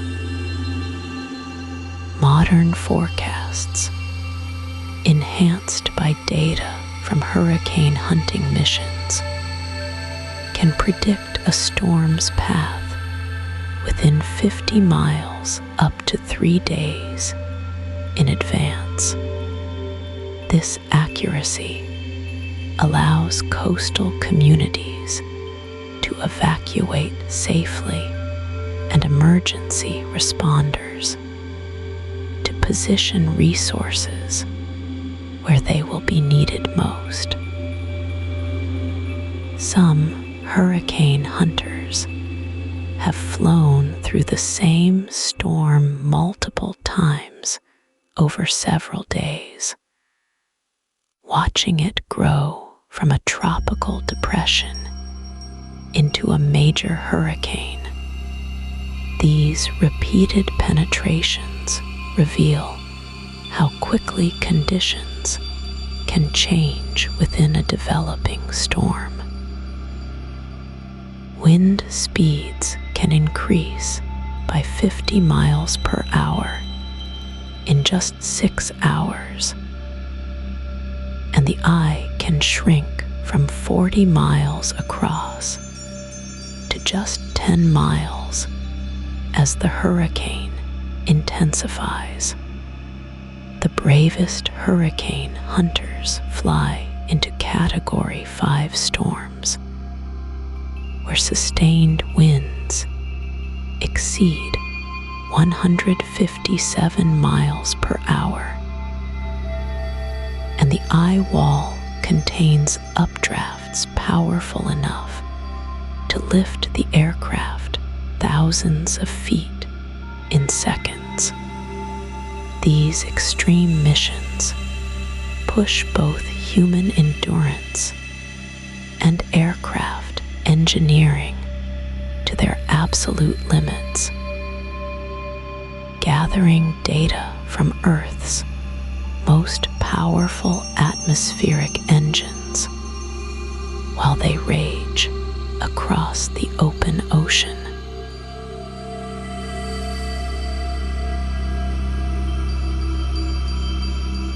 The ocean beneath these spinning giants holds secrets that most people never see. Water temperature must reach at least 80 degrees Fahrenheit to fuel a hurricane's engine. This warm layer needs to extend down at least 150 feet below the surface.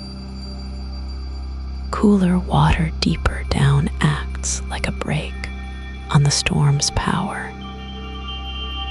When hurricanes move slowly over the same patch of ocean, they actually cool the water beneath them by stirring up the colder depths. This process weakens the storm from below, creating a natural limit to how strong hurricanes can become over any single area. The ocean's surface tells a story written in tiny ripples and foam patterns. Scientists can measure sea surface temperature from satellites with incredible precision.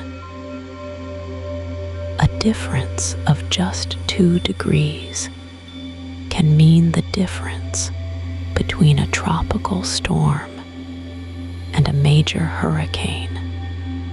The warmest patches of ocean water glow bright red on thermal images from space. These heat signatures reveal the highways that hurricanes follow across the ocean basins. Hurricane forecasters watch these temperature maps like weather detectives, predicting where storms will strengthen and where they will weaken. Salt spray from hurricane winds creates microscopic crystals that float high into the atmosphere. These tiny salt particles become the seeds around which water droplets form in the storm clouds. Each crystal measures less than 1/1000th of an inch across. Without these ocean-borne particles, hurricanes would struggle to maintain their towering cloud walls. the salt content of hurricane rainwater can be 10 times higher than normal rainfall. Plants and trees near the coast often show salt damage after a hurricane passes, their leaves burned brown by the ocean's invisible gift carried on the wind. Ocean currents play a hidden role in steering hurricanes across the sea. The Gulf Stream, that river of warm water flowing north along the Atlantic coast, can nudge a hurricane's path by several degrees. This current moves at about 4 miles per hour, fast enough to influence a slow-moving storm. Hurricane forecasters must account for dozens of these ocean rivers when predicting where a storm will make landfall. The loop current in the Gulf of Mexico creates a pool of especially warm water that can rapidly intensify hurricanes. This current forms a clockwise circle of water that reaches temperatures above 85 degrees Fahrenheit down to depths of 500 feet. The color of the ocean changes subtly as hurricanes approach. Satellite images reveal swirls of different blues and greens in the water. These color shifts show where the hurricane's winds have stirred up nutrients from the ocean floor. Microscopic plants called phytoplankton bloom in these nutrient-rich waters, creating patches of green that can be seen from space. The hurricane acts like a giant mixer, bringing deep ocean minerals to the surface where tiny sea creatures can use them to grow. This process continues for weeks after the storm passes, creating underwater gardens in the hurricane's wake. Wave heights in the open ocean during a hurricane can exceed 60 feet from trough to crest.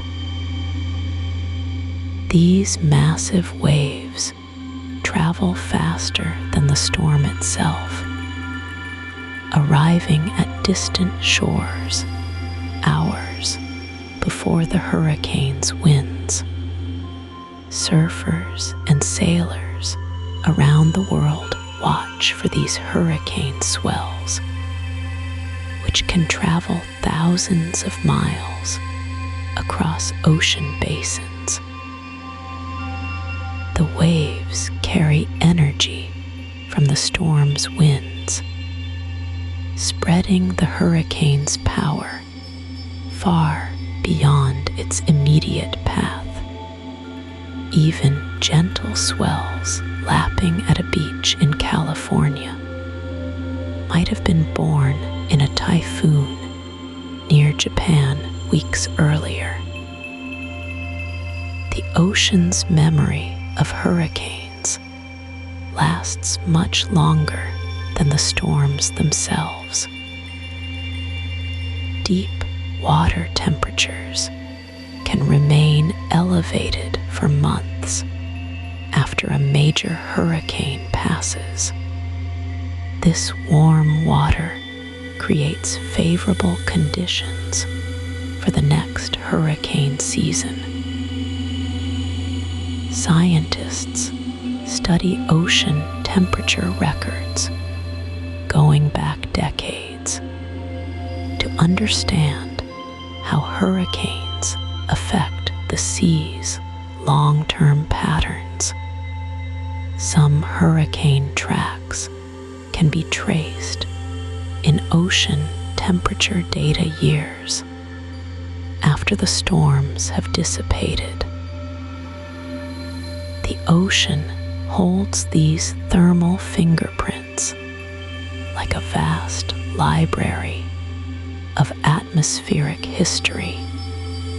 Underwater microphones called hydrophones can detect the sound of hurricanes from hundreds of miles away.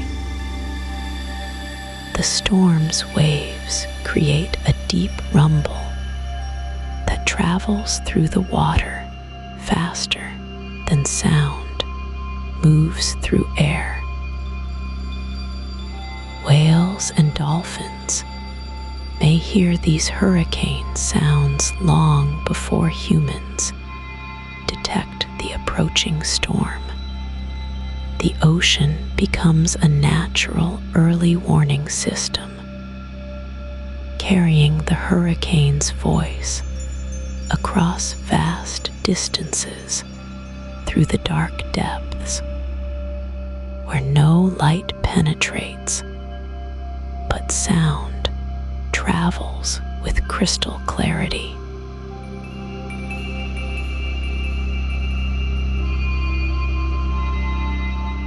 The first humans to witness a tornado's birth had no words for what they saw. Native American tribes across the Great Plains developed rich oral traditions around these spinning columns of air. The Kiowa called them devil winds and believed they were spirits dancing between earth and sky. Cherokee stories spoke of great serpents that descended from storm clouds to drink from rivers and lakes. These early observers noticed patterns that modern science would later confirm. They knew tornadoes preferred late afternoons in spring. They understood that certain cloud formations meant danger was coming. European settlers brought different eyes to the American frontier. They had never seen anything like the massive supercells that towered over the prairie. Early meteorologists in the 1800s struggled to understand how these storms worked. They knew hot air rose and cold air sank, but the rotating motion of tornadoes puzzled them completely. Some scientists thought tornadoes were caused by underground explosions. Others believed electrical forces in the atmosphere created the spinning motion. The truth remained hidden in the complex physics of rotating air masses. The breakthrough came in 1884 when John Park Finley began the first systematic study of tornadoes, working for the U.S. Army Signal Corps. Finley collected reports from across tornado-prone regions. He mapped where tornadoes occurred most frequently and discovered the corridor that would later be called Tornado Alley. Finley's work revealed that tornadoes followed predictable patterns. They moved from southwest to northeast. They happened most often in late spring and early summer. They preferred the late afternoon hours when the atmosphere was most unstable. But Finley and his colleagues still could not see inside the storms themselves. The rotating structure that creates tornadoes remained invisible to ground-based observers. Scientists knew that supercells produced tornadoes, but they could not understand the mechanism. The missing piece was the mesocyclone, a rotating column of air that forms within the storm cloud itself. This vertical spinning motion was too high in the atmosphere for early researchers to detect. They could only see the tornado after it touched the ground.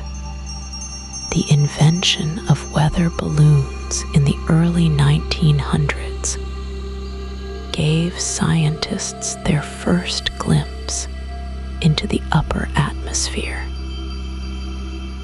These instruments carried thermometers and barometers high into storm clouds.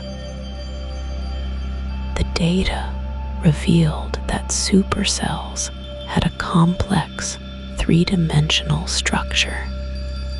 Warm air spiraled upward through the center of the storm, while cold air descended around the edges. The entire system rotated like a massive atmospheric engine. Scientists began to understand that tornadoes were not separate phenomena, but extensions of this larger rotating system. Radar technology during World War II revolutionized tornado research. Military radar operators noticed that severe thunderstorms showed distinctive patterns on their screens. The storms appeared to have rotating signatures that could be detected from miles away. After the war, meteorologists adapted this radar technology for weather observation. They discovered that they could see the mesocyclone forming inside supercells long before any tornado appeared on the ground.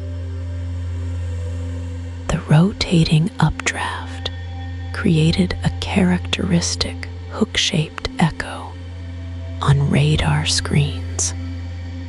Theodore Fujita changed everything in the 1970s with his detailed analysis of tornado damage patterns. The Japanese-American meteorologist studied the aftermath of tornadoes with the precision of a detective. He measured the width of damage paths, analyzed the way debris was scattered, and calculated wind speeds based on the destruction left behind. Fujita's work revealed that tornadoes contained multiple vortices, smaller spinning columns within the main funnel. These subvortices explained why tornado damage often appeared random, with one house destroyed while its neighbor remained untouched. Doppler radar, introduced in the 1980s, finally allowed scientists to see inside tornadoes as they formed.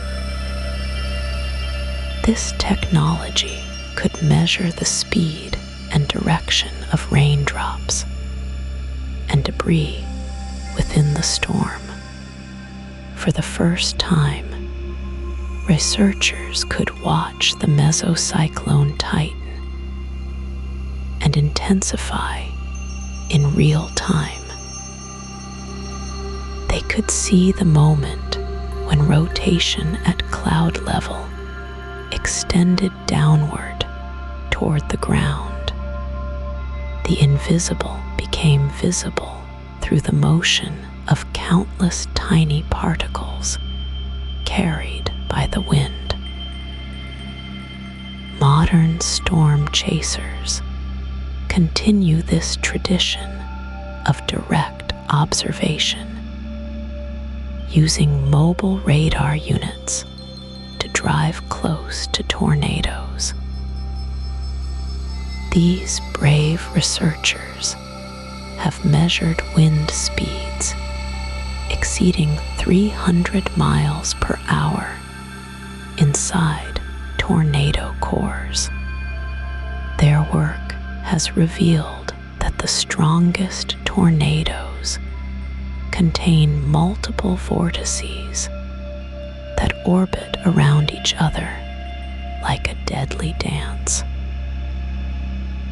High-speed cameras capture the formation of these subvortices, showing how they merge and separate within seconds.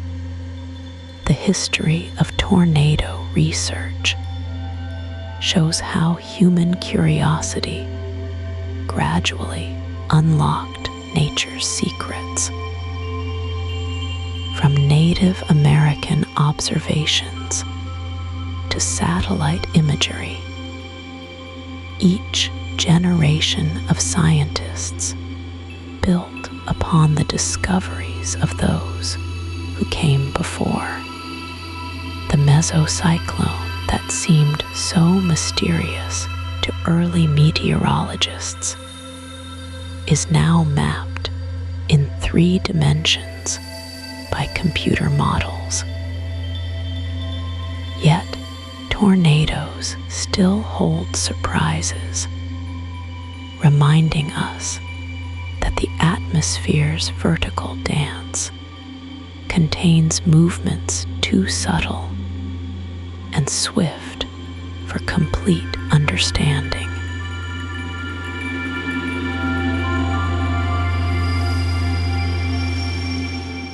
The most dangerous part of a hurricane isn't always the wind. Storm surge, that wall of ocean water pushed ahead of the storm, can rise 20 feet above normal sea level in the most powerful hurricanes. This moving mountain of water travels much faster than people expect, rushing inland at speeds that outpace a running person.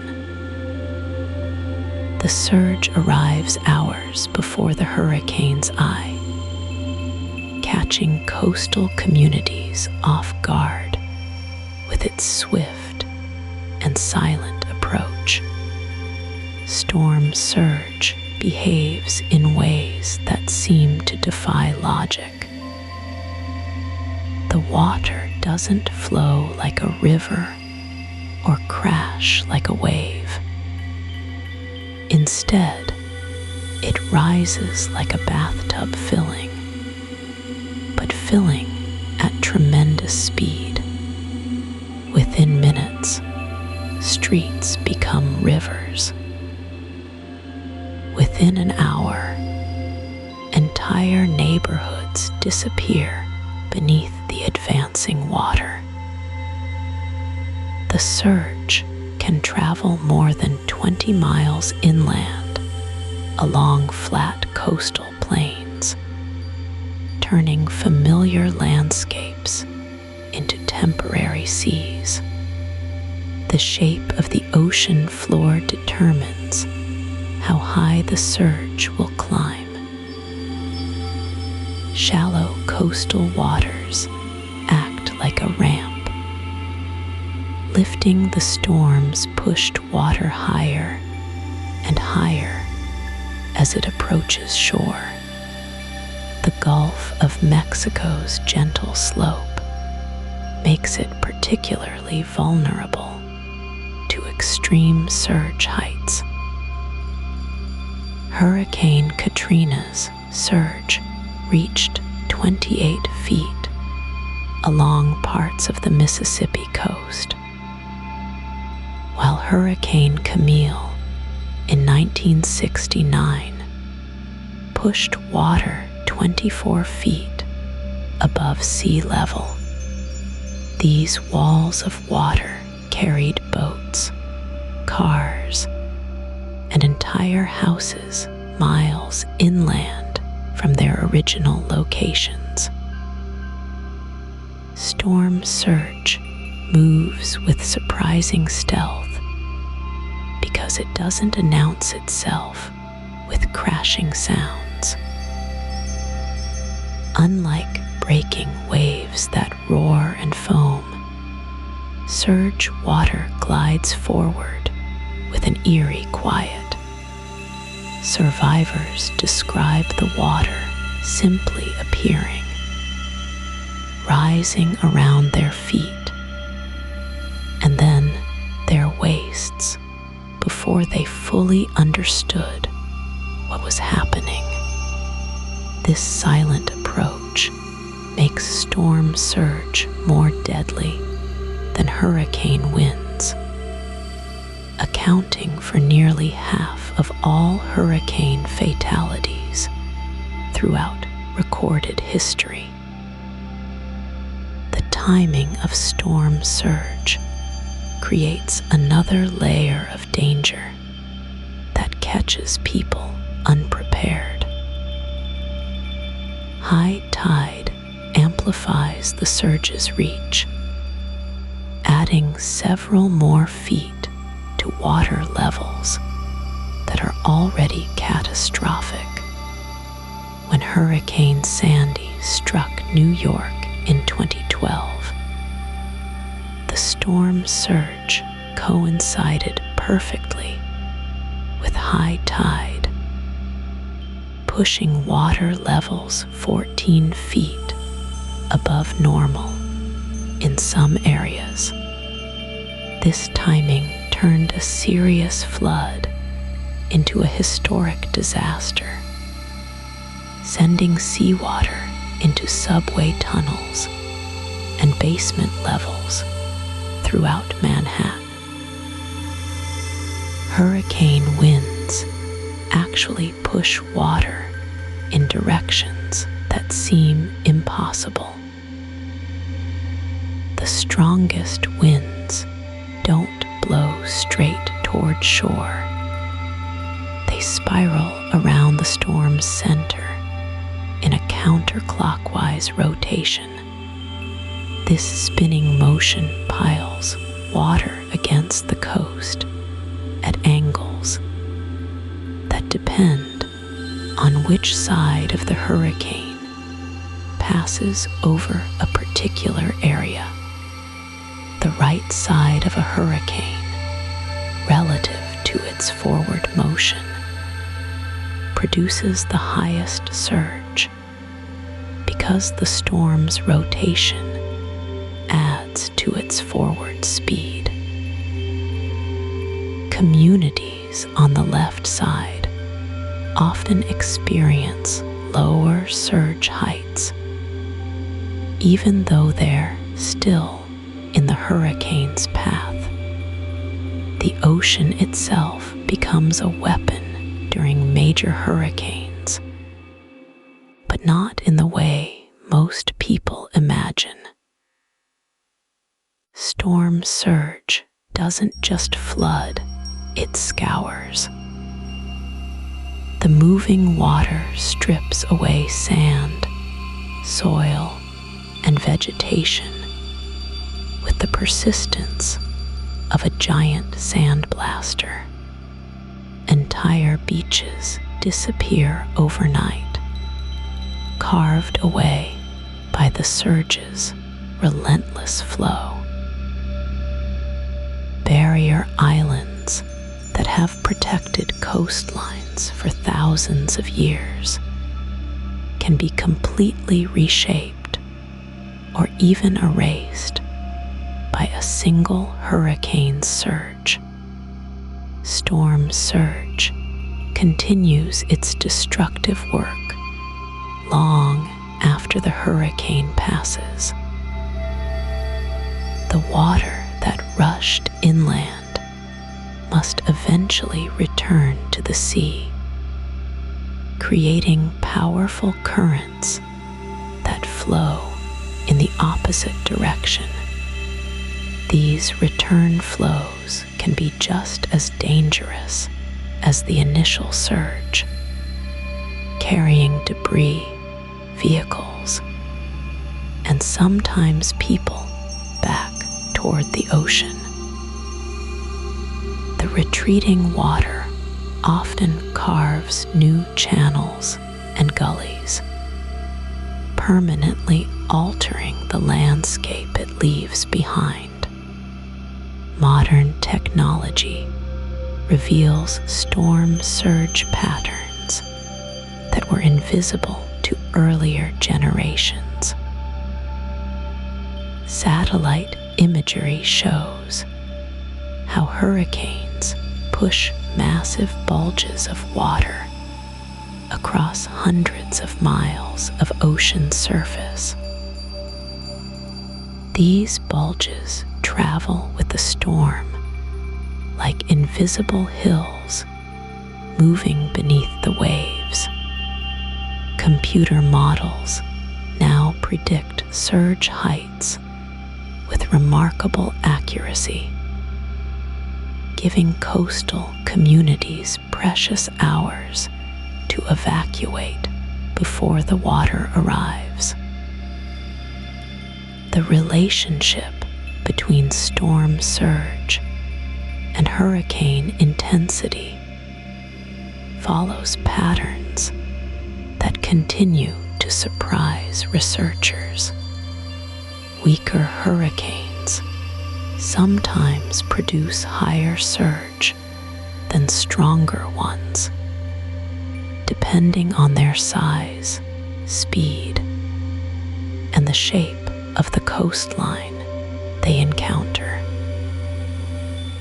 Hurricane Ike in 2008 generated a 20-foot surge despite being only a Category 2 storm when it made landfall.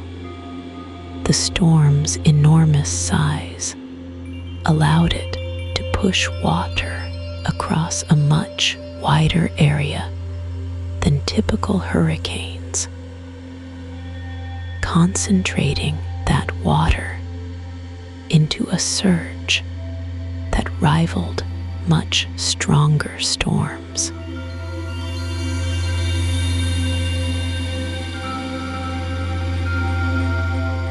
Modern weather stations across the globe work together like a vast network of electronic sentries, each one contributing pieces to an enormous puzzle of atmospheric motion. Doppler radar stations send out pulses of microwave energy that bounce off raindrops, hail, and even tiny particles of dust suspended in the air. When these pulses return to the radar dish, they carry information about how fast those particles are moving toward or away from the station. This simple principle reveals the hidden architecture of storms with stunning clarity. The Doppler effect that makes this possible is the same phenomenon that changes the pitch of a train whistle as it passes by when raindrops move toward a radar station. The returning radio waves get compressed slightly, creating a higher frequency. When they move away, the waves stretch out, producing a lower frequency. Computers translate these frequency shifts into colorful maps that show wind patterns invisible to the human eye. Meteorologists can watch tornadoes form in real time, seeing the rotation begin as a gentle circulation high in the atmosphere before it tightens into a deadly spiral. Weather radar networks span entire continents, creating overlapping circles of coverage that leave few gaps for storms to hide. The National Weather Service operates more than 150 Doppler radar sites across the United States alone. Each station can peer into storms up to 250 miles away, though the most detailed information comes from within about 100 miles. The radar beams travel in straight lines, so the curvature of the Earth limits how far they can see near the ground.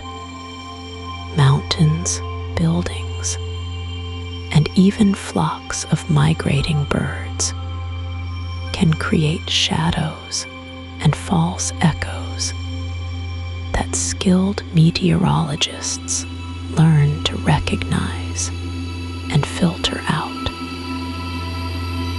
The connection between ground-based radar and weather satellites creates a three-dimensional view of Earth's atmosphere that would have seemed like magic to earlier generations. Satellites provide the big picture, showing how storm systems develop and move across oceans and continents. They reveal the spiral structure of hurricanes from above, tracking the eye wall and measuring cloud-top temperatures that indicate storm intensity. Meanwhile, radar stations probe the internal structure of these same storms, revealing wind speeds, precipitation rates, and the telltale rotation, signatures that warn of tornado formation. Hurricane hunter aircraft carry their own radar systems directly into the hearts of tropical storms, providing ground truth data that helps calibrate satellite measurements. These brave pilots fly through conditions that would destroy most aircraft, using specialized planes built to withstand extreme turbulence and wind shear. Their onboard Doppler radar can measure wind speeds with incredible precision, often revealing that hurricanes are stronger or weaker than satellite estimates suggest. The data they collect flows instantly to weather centers around the world, updating computer models that predict where storms will go and how strong they will become. Ocean buoys scattered across the world's seas provide another piece of the storm tracking puzzle. These floating weather stations measure water temperature, wave height, wind speed, and atmospheric pressure 24 hours a day. When hurricanes pass over them, the buoys transmit real-time data about conditions inside the storm.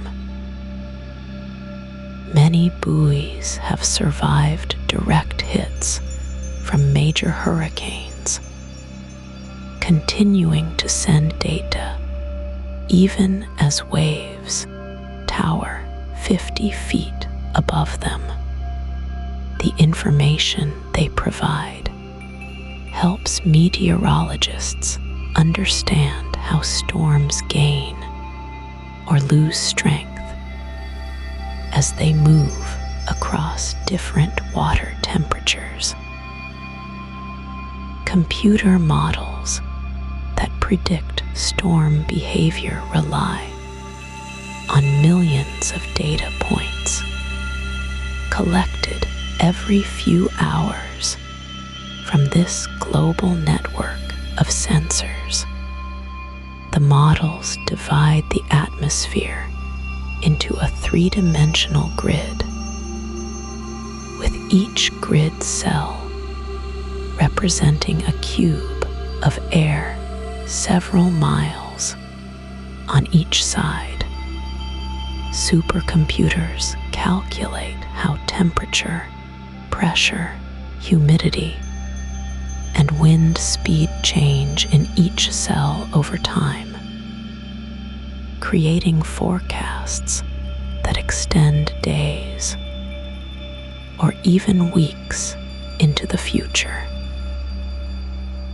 The accuracy of these predictions depends entirely on the quality and quantity of observational data fed into the models.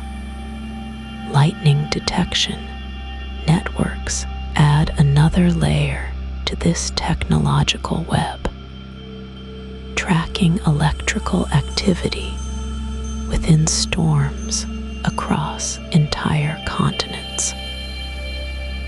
When lightning strikes, it creates radio waves that travel hundreds of miles through the atmosphere. Networks of sensors can pinpoint the location of each lightning flash with remarkable precision, often within a few hundred yards. This information helps meteorologists track the most intense parts of storms and provides early warning of severe weather development. The Global Lightning Detection Network records more than 3 million lightning strikes every day, creating a real-time map of thunderstorm activity around the planet. All these technologies work together in a symphony of observation that transforms chaotic atmospheric motion into predictable patterns. The same radar pulse that reveals a tornado forming in Oklahoma contributes to weather models that help predict hurricane paths in the Atlantic. Data from a single weather balloon launched in Alaska influences forecasts for storms that may not develop until days later over the Pacific Ocean.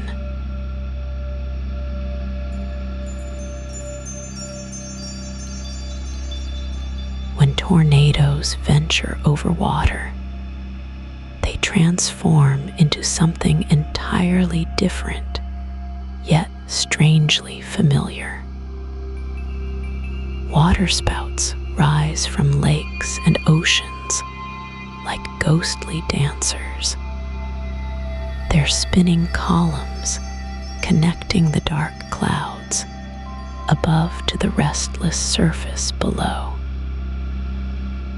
These aquatic cousins of land, tornadoes, follow the same physical laws, but behave with a gentler touch, as if the water beneath softens their fury. Fair weather waterspouts form over warm water on calm days, born from the simple heating of air near the surface. Unlike their violent land cousins, these water dancers rarely exceed winds of 60 miles per hour. They appear most often during late morning and early afternoon, when the sun has warmed the water enough to create rising columns of moist air. The Great Lakes produce dozens of these graceful spirals each summer, their pale gray funnels stretching down from puffy cumulus clouds like reaching fingers. Tornadic waterspouts tell a different story entirely. These form when actual tornadoes move from land to water, or when supercells develop directly over the ocean. They carry the full power of their terrestrial relatives, with winds that can exceed 200 miles per hour. The Florida Keys witness these powerful water tornadoes regularly as thunderstorms sweep across the warm waters of the Gulf Stream.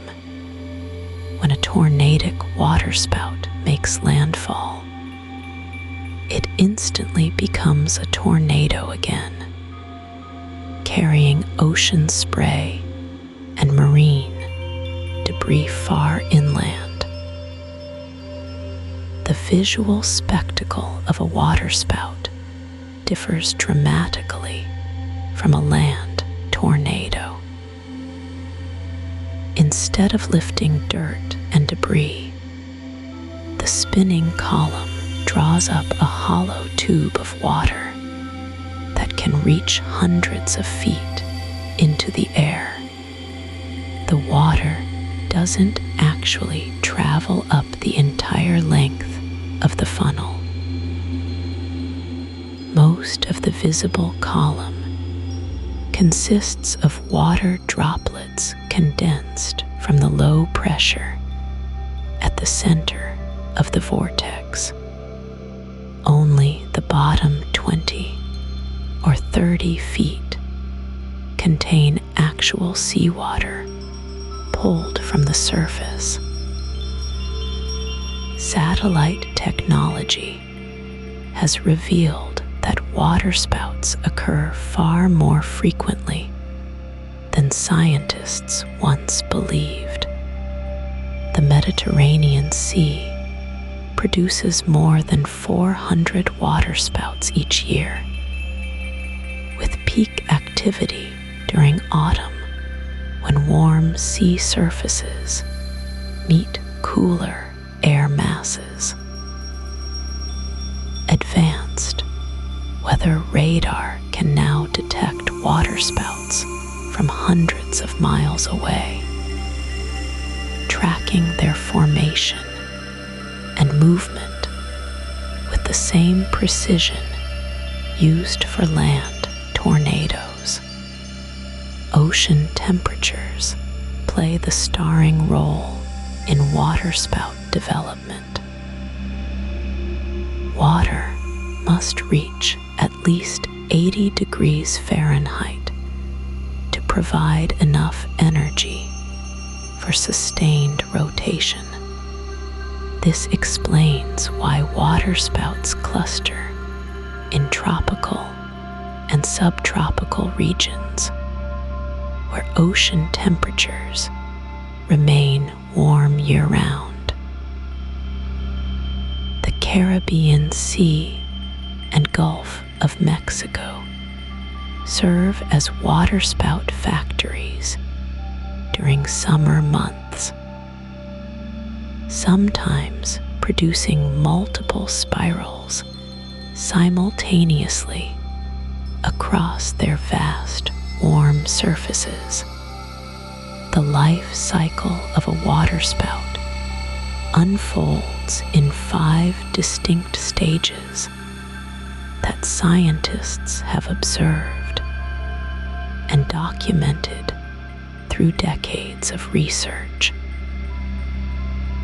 The dark spot stage begins when winds converge at the water surface, creating a small area of rough water.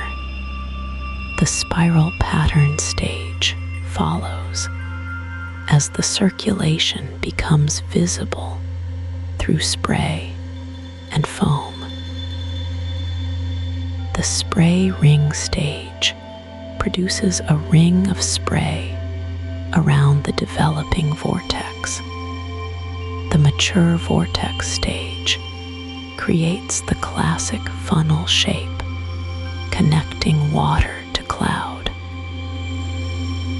Finally, the decay stage sees the funnel weaken and dissipate as the energy source diminishes. Marine life experiences these spinning water columns as temporary disruptions to their underwater world. Fish and small sea creatures caught in waterspouts sometimes rain down miles away, creating the phenomenon known as animal rain. Historical records document falls of fish, frogs, and even small crabs carried by waterspouts and deposited far from their ocean homes. These biological passengers survive their aerial journey surprisingly well, often landing alive in fields and towns along the coast. Climate patterns influence waterspout frequency in ways scientists are still discovering. El Niño years tend to suppress waterspout activity in the Atlantic, while increasing it in the Pacific.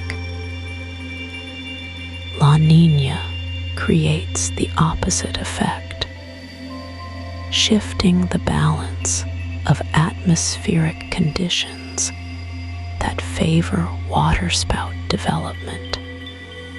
Long-term studies reveal that waterspout activity has increased in some regions over the past 30 years, possibly linked to rising ocean temperatures and changing weather patterns.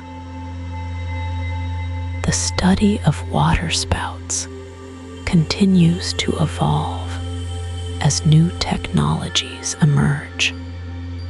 Drone aircraft now fly directly into these water tornadoes, measuring wind speeds and pressure changes that were impossible to record from safe distances. These brave mechanical observers reveal that waterspouts often contain multiple vortices, just like their land counterparts, with smaller spirals rotating around the main circulation. High-speed cameras capture the intricate details of water droplet behavior within the funnel, showing how the visible column forms and maintains its ghostly appearance above the churning sea.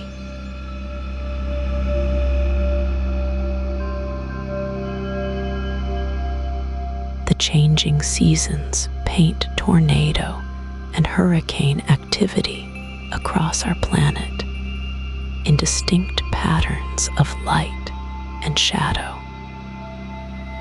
Spring arrives in the Great Plains with longer days and warming sunshine that heats the ground unevenly. This seasonal shift creates the perfect conditions for severe weather as cold air masses from Canada collide with warm, moist air flowing north from the Gulf of Mexico. The sun's angle grows steeper each day, pouring more energy into the atmosphere and setting the stage for nature's most violent spinning storms. Peak tornado season stretches from April through June, when daylight hours extend and solar heating reaches its most dramatic contrasts. The late afternoon sun creates powerful temperature differences between the warming earth and the cooler air above. These thermal gradients fuel the atmospheric instability that supercells need to develop their rotating updrafts. Most tornadoes form between 3 p.m. and 9 p.m. when the sun's heating has reached its daily maximum and the atmosphere becomes most unstable. Hurricane season follows a different rhythm of light, beginning in June when the tropical sun climbs highest over warm ocean waters. The intense solar radiation heats vast areas of seawater to temperatures above 80 degrees Fahrenheit. This thermal energy becomes the fuel that powers these massive storm systems. The season peaks in late August and September, when ocean temperatures reach their annual maximum, and the sun's path creates optimal conditions for tropical development. The visual spectacle of severe storms reveals itself through remarkable displays of light and color. Tornado-producing supercells often glow with an eerie green tint that photographers and storm chasers recognize as a warning sign. This green coloration comes from sunlight filtering through massive amounts of water droplets and ice particles suspended in the storm's updraft. The light scatters and refracts through millions of tiny spheres, creating an otherworldly emerald glow that can be seen from miles away. Hurricane eyes present one of nature's most striking visual phenomena. Satellite images reveal these circular clearings as perfect spirals of white clouds surrounding a dark central void. The eye wall appears brilliant white from space, illuminated by sunlight, reflecting off towering cumulonimbus clouds that can reach 50,000 feet into the atmosphere. Within the eye itself, blue sky and sunshine create an almost surreal calm, while walls of clouds rise like canyon walls on all sides. Lightning illuminates both tornadoes and hurricanes with spectacular electrical displays. Supercells produce some of the most intense lightning activity on Earth, with flash rates that can exceed 100 strikes per minute during peak intensity. The electrical charges build up as ice particles collide within the storm's powerful updrafts and downdrafts. These collisions create the charge separation that leads to brilliant bolts of lightning that can be seen from over 100 miles away on clear nights. The colors within hurricane clouds tell stories of their internal structure and intensity. Deep red and orange hues in satellite imagery indicate the coldest cloud tops, where temperatures can drop below -80 degrees Fahrenheit.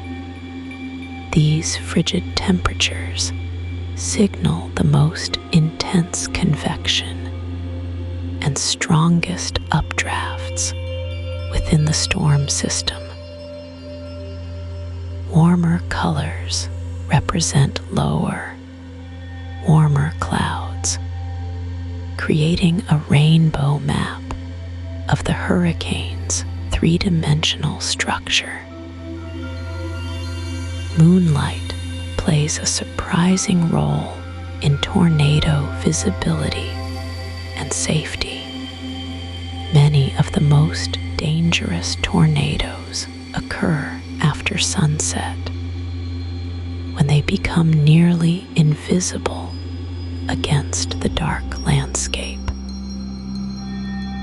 Storm spotters rely on lightning flashes to briefly illuminate these nocturnal monsters, catching glimpses of their silhouettes against the flickering sky. Full moon nights provide better visibility for tracking tornadoes, though the pale lunar light still makes precise observation extremely difficult. The aurora borealis occasionally appears during severe weather outbreaks, creating an unexpected connection between space weather and terrestrial storms. Strong solar activity can trigger both increased aurora displays and changes in atmospheric circulation patterns that influence severe weather development. The dancing green and blue curtains of the northern lights sometimes provide an ethereal backdrop to tornado-producing storms across the northern Great Plains.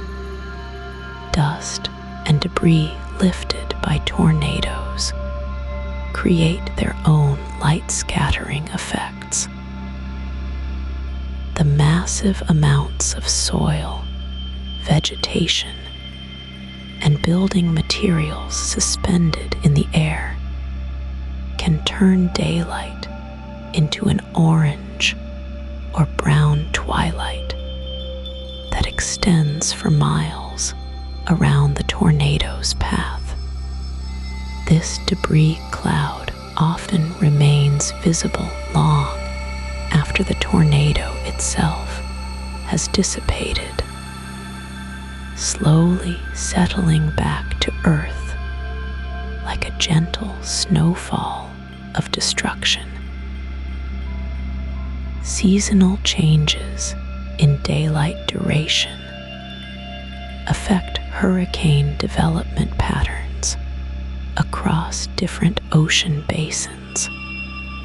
The Atlantic hurricane season peaks when the sun's direct rays have moved north of the equator, heating the ocean waters off the coast of Africa, where many storms begin their westward journey.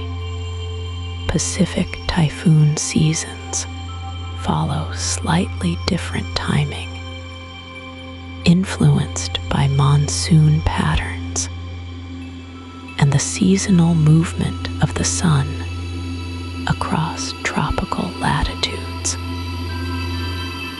These subtle shifts in solar heating create the annual rhythm of spinning storms that circle our planet with predictable seasonal precision.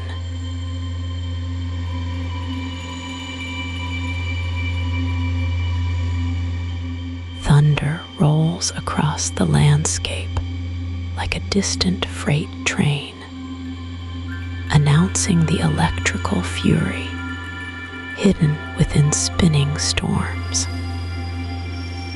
Each lightning bolt creates its own unique sound signature, from the sharp crack of a close strike to the long rumble that echoes through valleys and canyons.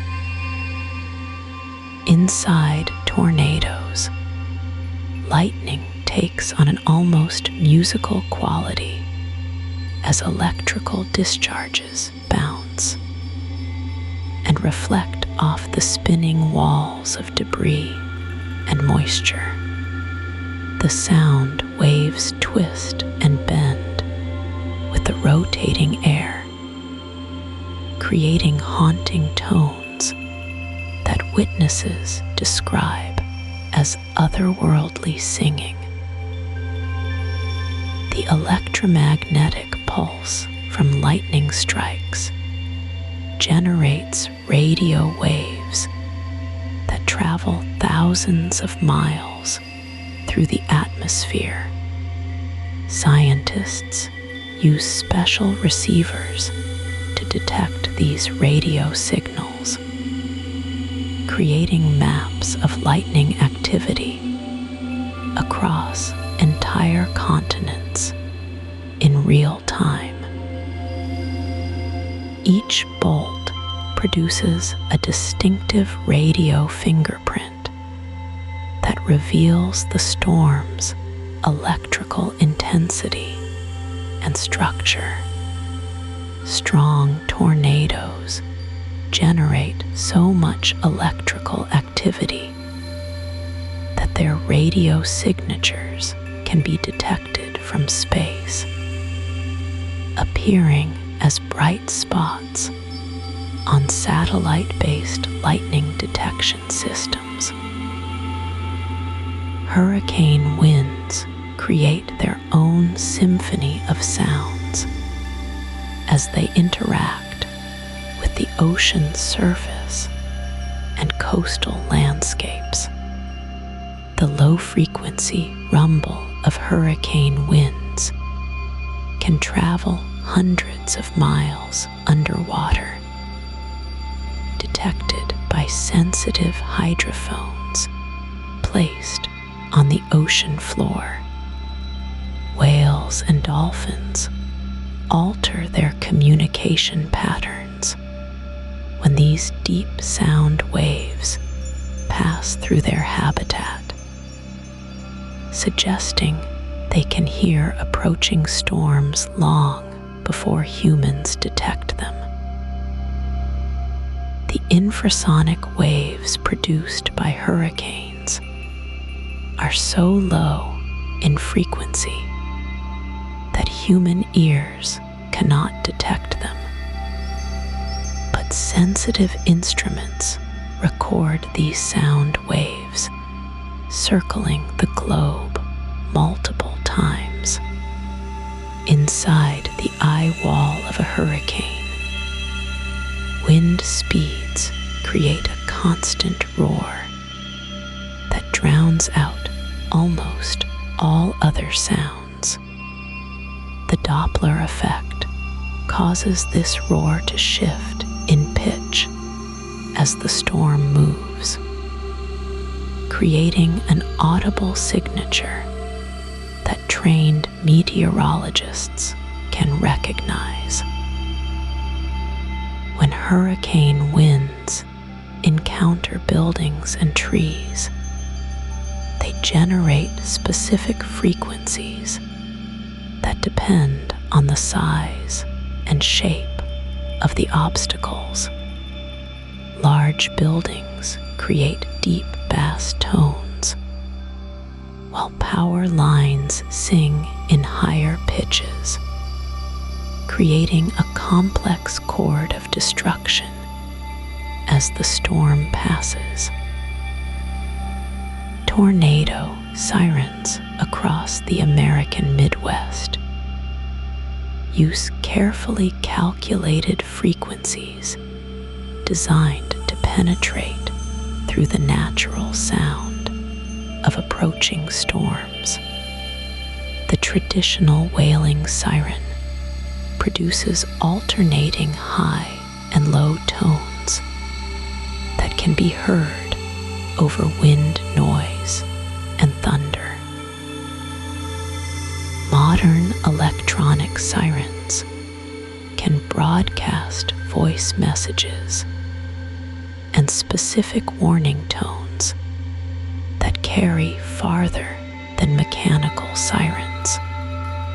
The sound of these warnings has become so deeply associated with severe weather that many people report feeling anxious when they hear similar tones in movies or television shows.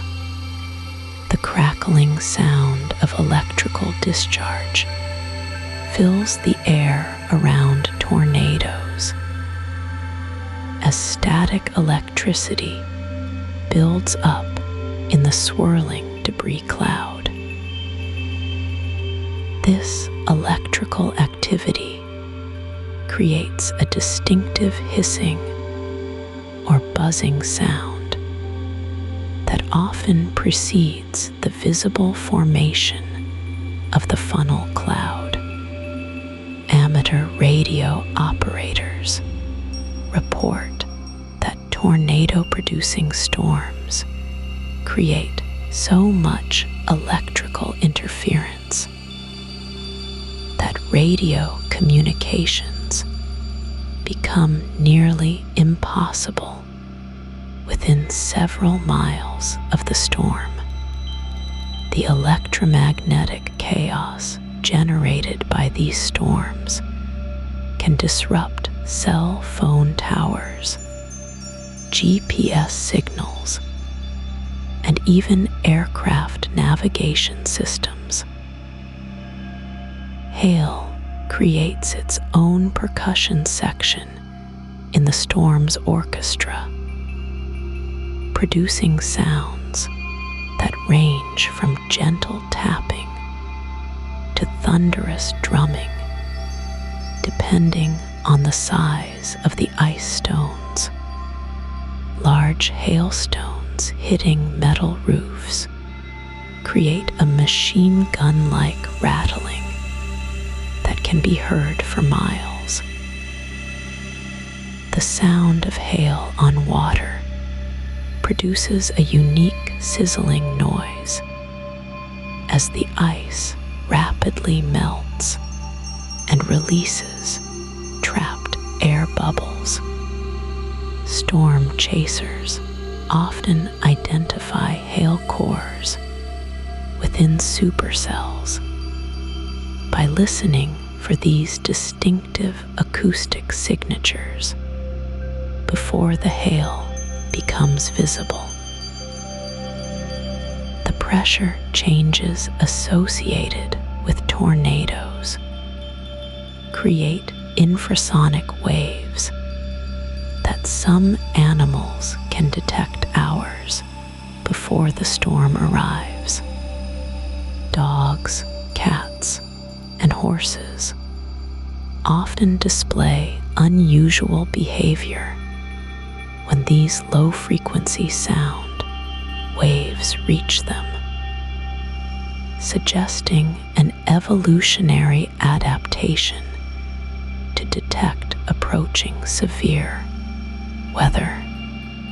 Birds change their flight patterns and calling behaviors when infrasonic waves from distant storms pass overhead. These natural early warning systems have been observed for centuries, leading to folk wisdom about animals predicting storms. Modern storm-chasing vehicles carry specialized microphones that can isolate and amplify the specific sounds of tornado formation. These acoustic monitoring systems help researchers understand the relationship between sound patterns and tornado intensity. The frequency analysis of tornado sounds reveals information about wind speeds, debris content, and structural changes within the vortex.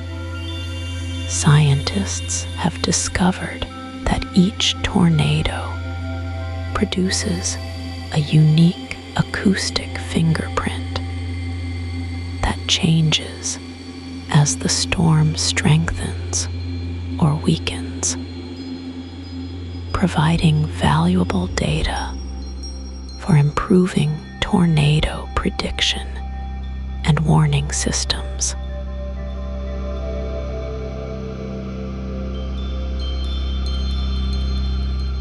The mathematics behind these spinning giants reveals nature's most elegant equations at work.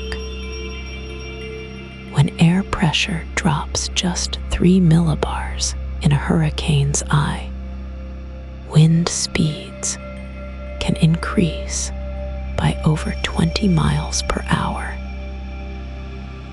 This relationship follows a precise mathematical curve that meteorologists use to predict storm intensity. The pressure gradient, the difference between high and low pressure areas, creates the driving force behind every rotating storm.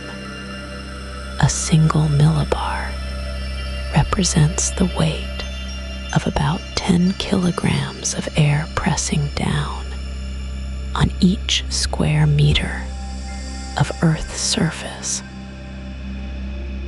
Hurricane wind speeds follow the square root of the pressure difference, meaning small pressure changes create dramatically larger wind increases.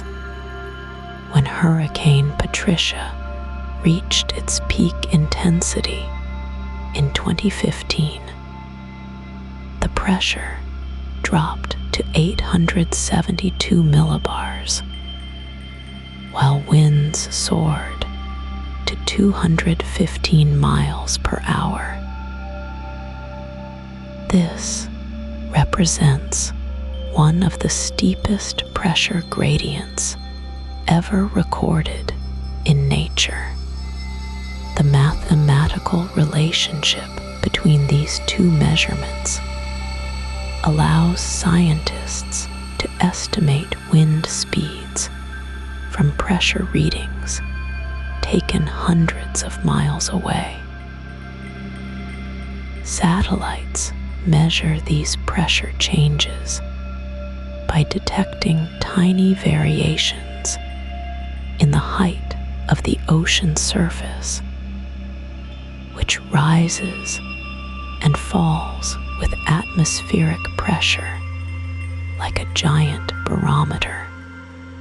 Tornado wind speeds follow different mathematical rules because they concentrate their energy into much smaller areas.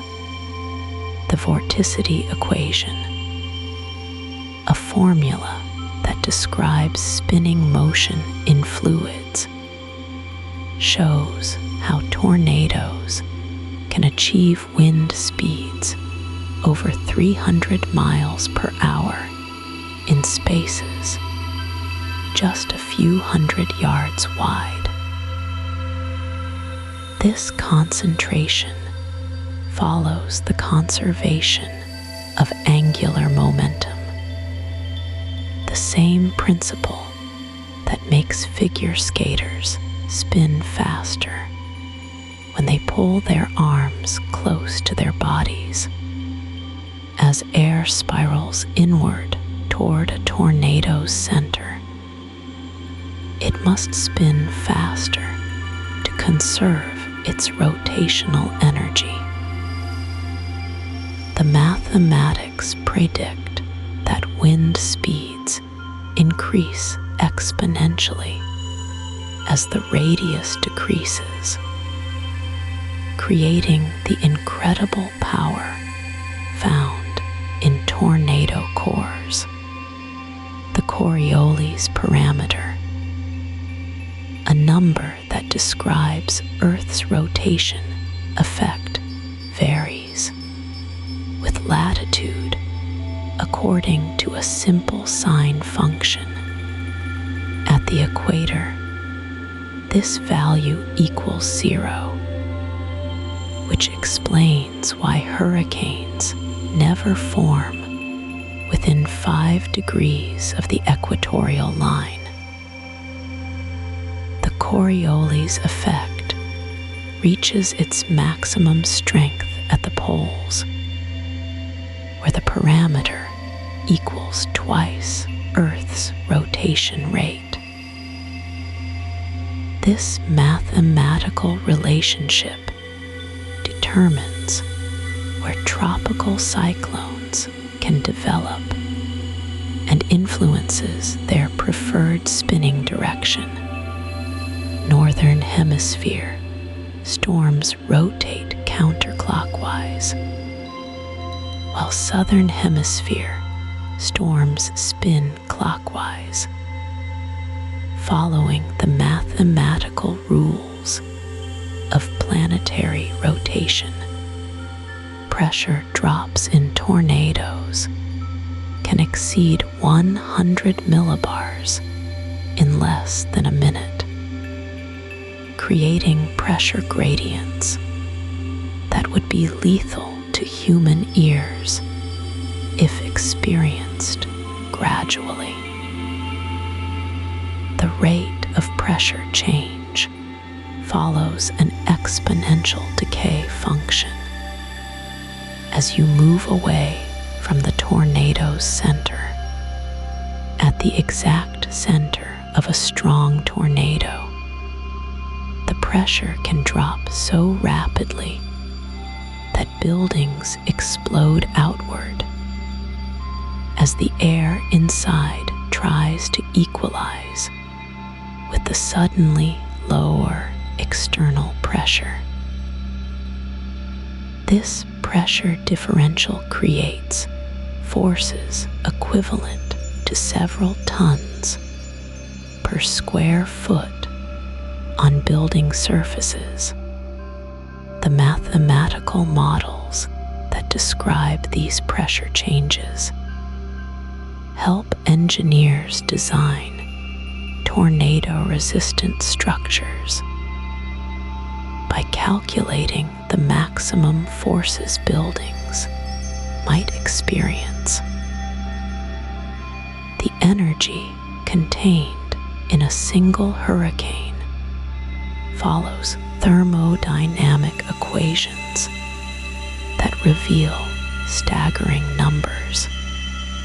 An average hurricane releases energy equivalent to exploding a 10 megaton nuclear bomb every 20 minutes. This energy comes from the latent heat released when water vapor condenses into droplets. Following the Clausius-Clapeyron equation that relates temperature, pressure, and humidity, the mathematics show that warmer oceans can support stronger hurricanes because they provide more energy through increased evaporation rates. Each degree of ocean warming increases the maximum potential hurricane intensity by about 2 to 3%, according to these fundamental equations. Wind shear, the difference in wind speed and direction at different altitudes, follows fluid dynamic equations that determine whether storms can maintain their structure. Low wind shear allows hurricanes to develop their characteristic vertical towers of clouds, while high wind shear tears storms apart by disrupting their circulation patterns. The mathematical relationship between wind shear and storm intensity helps forecasters predict which tropical disturbances will strengthen into hurricanes. These calculations involve complex three-dimensional equations that describe how air moves vertically and horizontally within developing storm systems. The spiral bands of hurricanes follow logarithmic curves that appear throughout nature, from nautilus shells to galaxy arms. The angle of these spiral arms relates to the storm's forward speed and rotation, rate through elegant mathematical relationships. Faster moving storms create tighter spirals, while slower storms develop more open spiral patterns. The mathematics behind these formations reveal how hurricanes efficiently transport energy from their warm centers to their cooler outer edges. These same equations govern the formation of spiral galaxies, showing how similar mathematical principles operate across vastly different scales in our universe.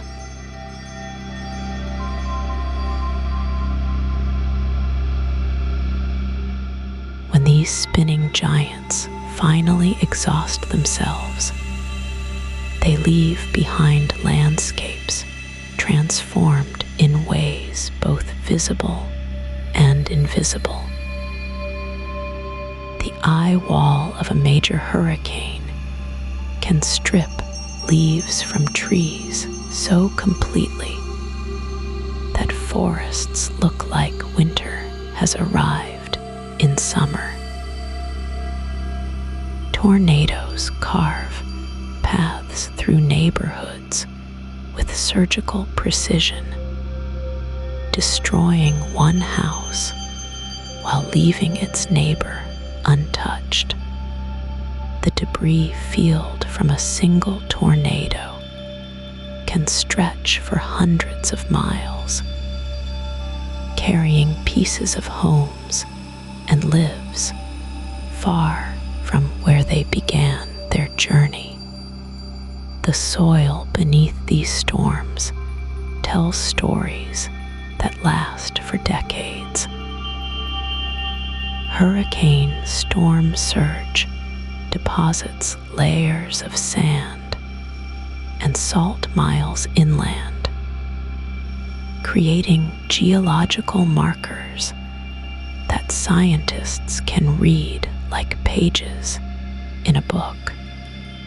These salt deposits change the chemistry of farmland, making some areas too salty for crops to grow for years afterward.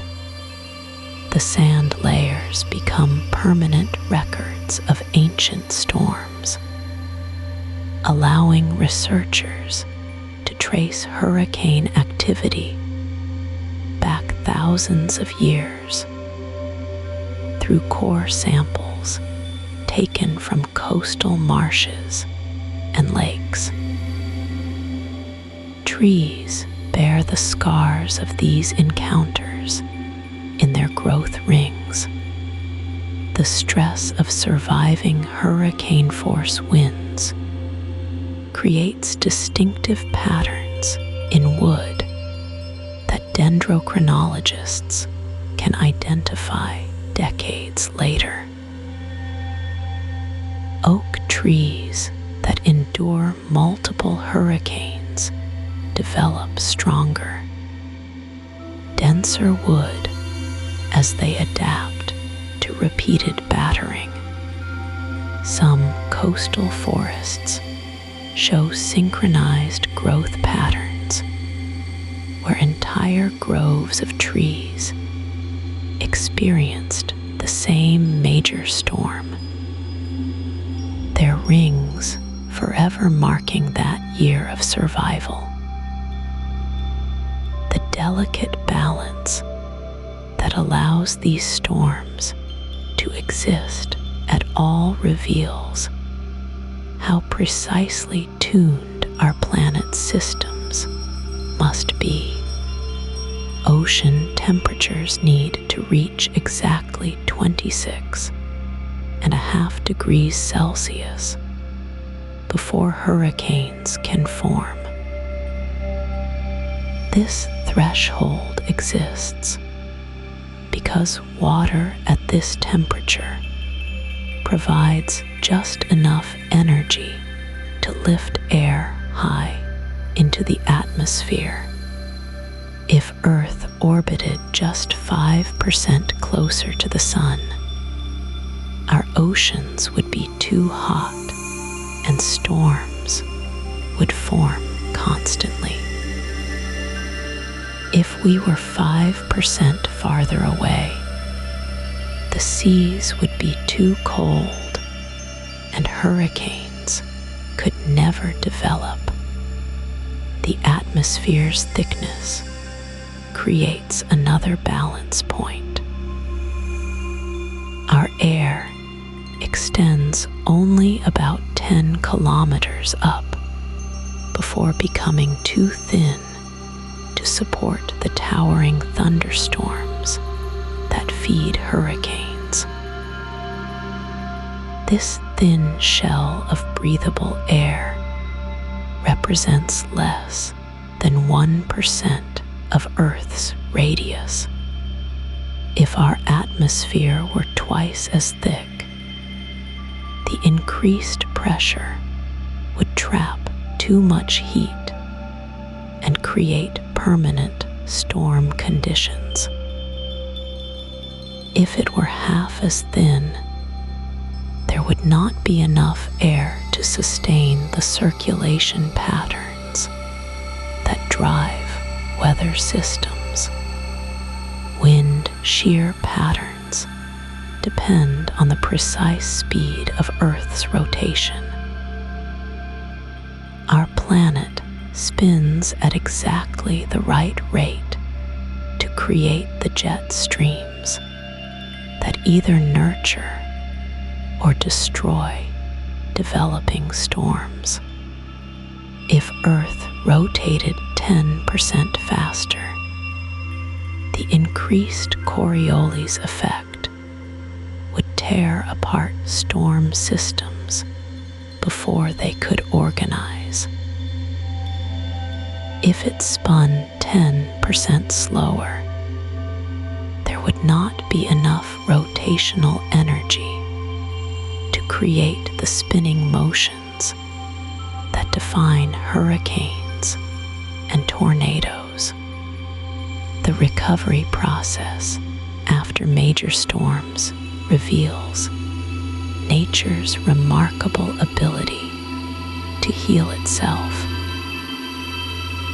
Wetlands damaged by hurricane storm surge often emerge stronger than before, with new channels carved by retreating waters that improve their ability to absorb future floods.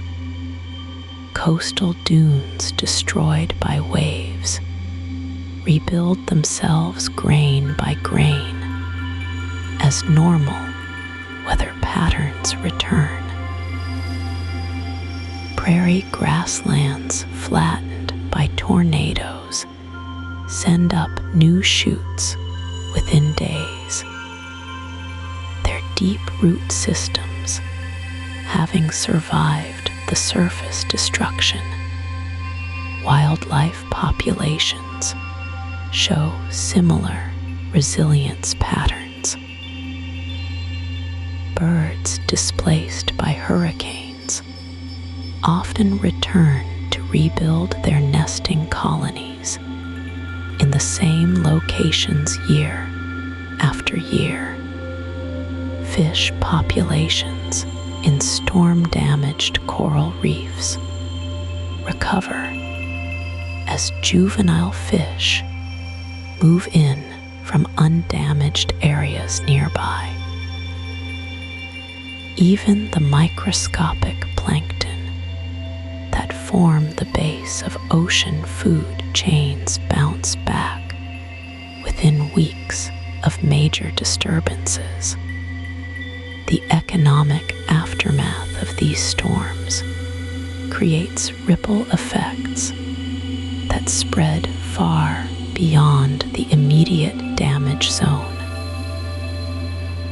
A single major hurricane can affect global commodity prices as crops are destroyed and shipping routes are disrupted.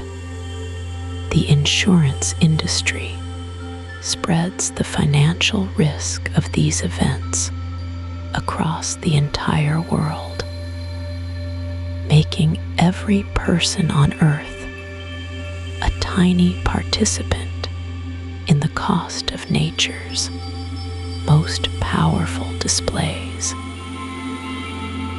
These spinning giants remind us that we live on a planet where immense forces operate within incredibly narrow parameters. The same atmospheric conditions that create devastating storms also drive the weather patterns that bring life-giving rain to farmlands and forests. The ocean currents that fuel hurricanes also regulate global temperatures and distribute nutrients throughout marine ecosystems. In this delicate dance of destruction and renewal, we see how Earth's most violent weather serves as both destroyer and creator, tearing down what exists while making space for what comes next.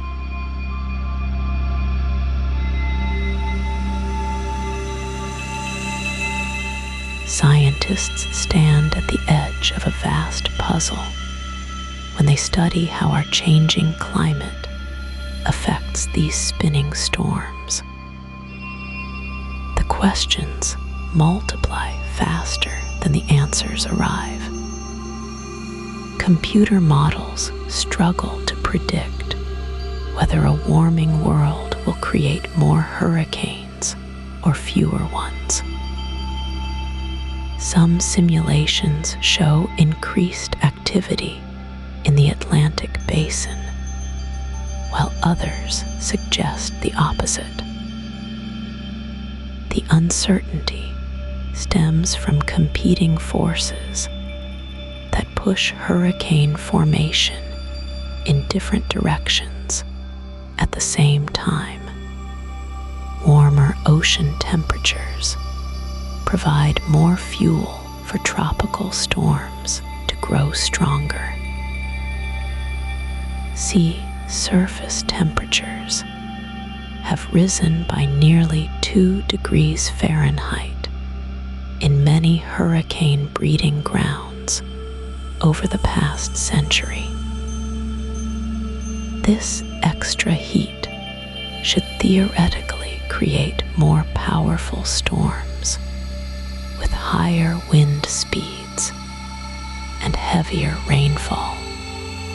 Yet atmospheric scientists also observe increasing wind shear in many regions.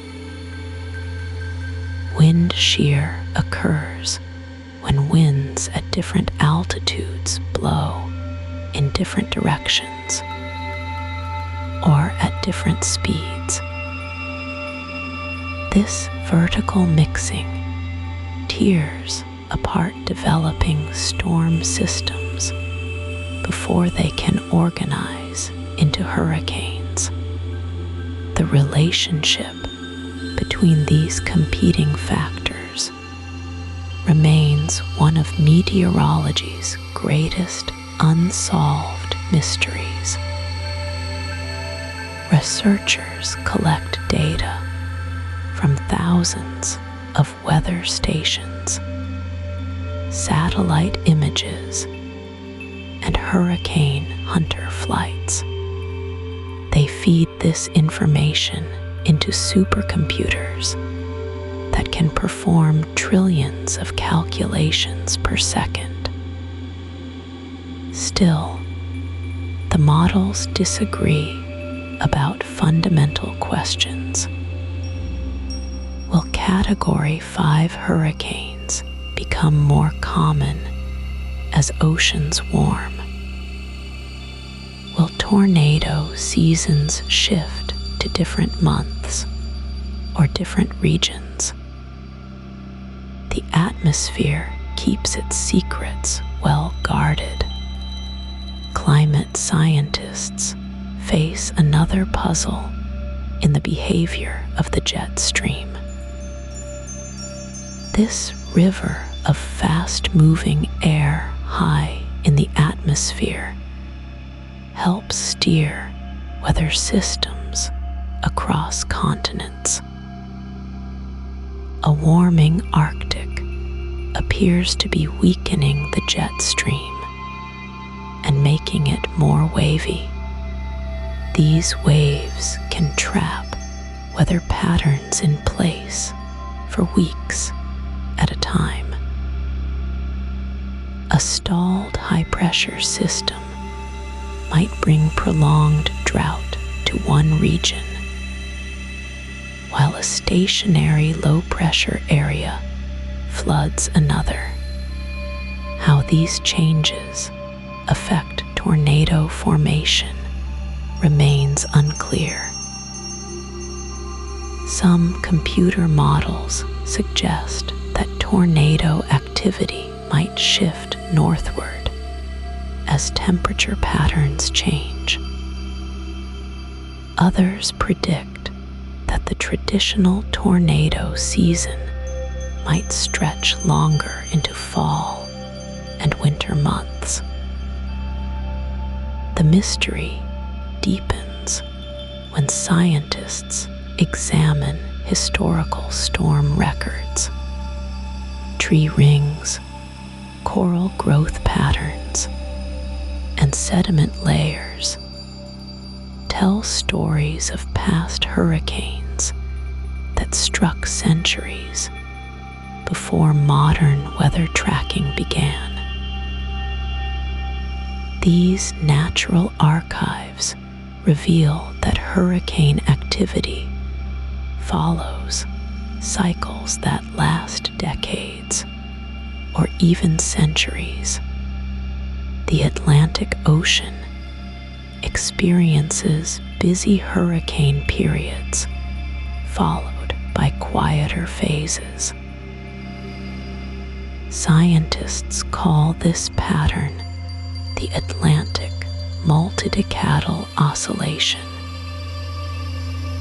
The cycle appears to be driven by changes in ocean circulation patterns that affect water temperatures across the entire basin.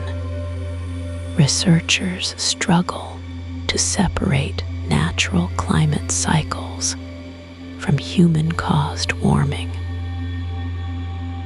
Both forces operate at the same time and influence each other in complex ways. A naturally active hurricane period might be made more intense by warmer ocean temperatures. A naturally quiet phase might be extended or shortened by changing atmospheric conditions. Untangling these overlapping influences requires data spanning many decades. Weather satellites have only monitored hurricanes since the 1960s. Reliable tornado records go back even less far in most regions. The behavior of storm surge presents another scientific challenge. rising sea levels make hurricane flooding worse in coastal areas. But predicting exactly how much worse requires understanding the shape of the ocean floor, the slope of the coastline, and the timing of tides. Small changes in any of these factors can dramatically alter flood heights. A storm that might have caused minor flooding 50 years ago could now inundate entire neighborhoods. Scientists work to model these interactions, but every coastline presents unique challenges. Tornado prediction faces similar uncertainties. Doppler radar can detect rotation in thunderstorms, but many rotating storms never produce tornadoes. Others spawn multiple tornadoes from the same supercell. The exact conditions that trigger tornado formation remain partially mysterious. Scientists know that temperature differences, wind shear, and atmospheric instability all play roles. They understand the basic physics of rotating air columns. Yet, they cannot predict with certainty which storms will touch down and which will remain aloft. The questions extend beyond individual storms to entire weather patterns. Will the Great Plains continue to experience most of America's tornadoes as the climate changes? Could new tornado alleys emerge in different regions as temperature and moisture patterns shift? The answers lie hidden in the complex mathematics of fluid dynamics and thermodynamics. Each small change in atmospheric conditions can cascade into larger effects through feedback loops that scientists are still working to understand. These unsolved mysteries remind us that Earth's atmosphere operates as a system of incredible complexity. Every hurricane and tornado emerges from the interaction of countless variables, spanning thousands of miles and multiple layers of the atmosphere.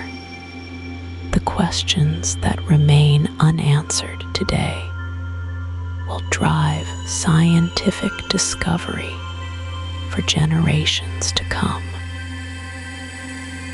In this uncertainty lies the excitement of exploration, the promise that our understanding of these magnificent storms will continue to deepen as we learn to read the subtle language of the sky.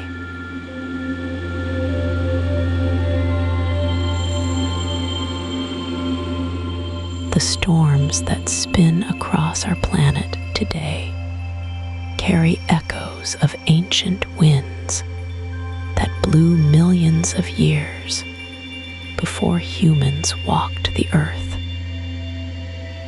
Deep in rock layers, scientists find evidence of massive hurricanes that struck coastlines when the continents sat in different positions.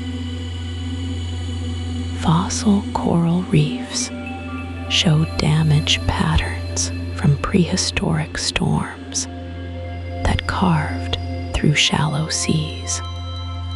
These ancient tempests left their signatures in sediment layers, telling stories of a planet where spinning winds have danced for hundreds of millions of years.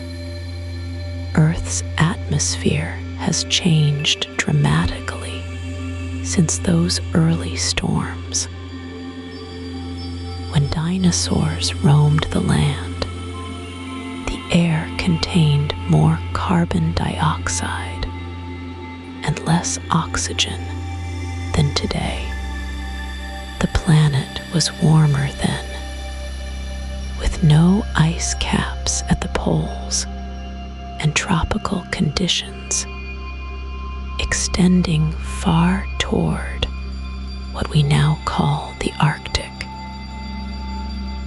In that hothouse world, hurricanes likely grew larger and more intense than any storm in recorded history.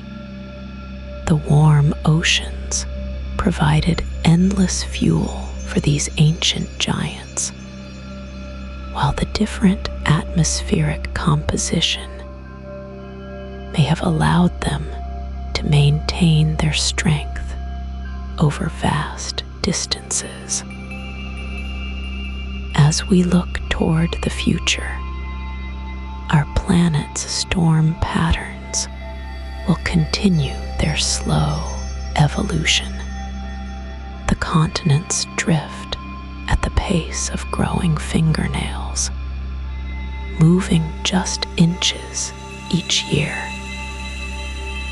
In 50 million years, Africa will collide with Europe, closing the Mediterranean Sea and creating new mountain ranges.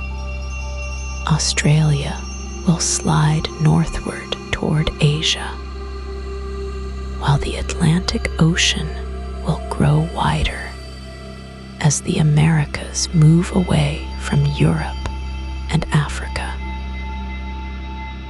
These continental movements will reshape the paths that hurricanes follow and change the geography of tornado formation.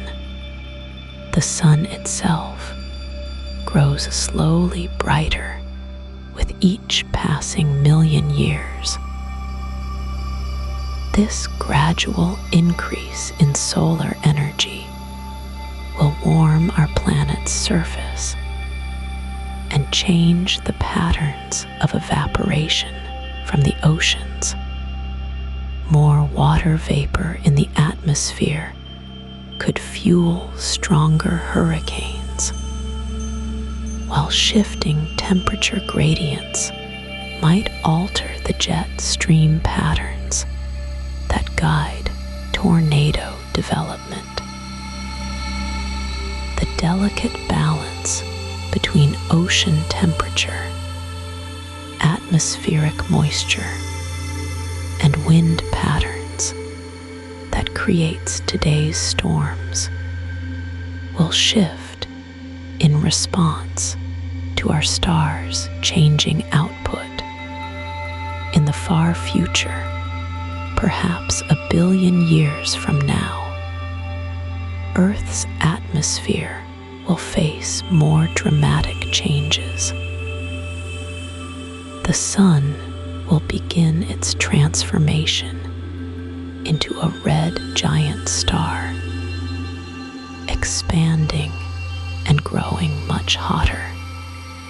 The oceans will boil away into space, taking with them the water vapor that feeds hurricanes and tornadoes. Without liquid water on the surface, our planet's whether patterns will become something entirely different from the storms we know today. Yet even as Earth's familiar weather disappears, new worlds will develop their own spinning storms. Mars once had a thicker atmosphere and flowing water on its surface. Evidence suggests that dust devils and possibly larger storms once swept across the red planet when it was younger and warmer. As our sun grows brighter in the distant future, Mars might warm enough to develop weather patterns again, perhaps including its own version of spinning winds. The gas giants in our solar system show us what storms can become on worlds very different from Earth. Jupiter's great red spot has raged for centuries, a hurricane-like storm larger than our entire planet. Saturn, Uranus, and Neptune all host their own spinning tempests, some with winds that exceed anything Earth has ever experienced. These alien storms remind us that rotating air is a fundamental feature of planetary atmospheres throughout the universe. Scientists believe that planets around other stars likely experience their own versions of hurricanes and tornadoes. Worlds with different atmospheric compositions, rotation rates, and distances from their suns would create unique storm patterns. Some might have metallic rain in their hurricanes, while others could host tornadoes made of frozen gases.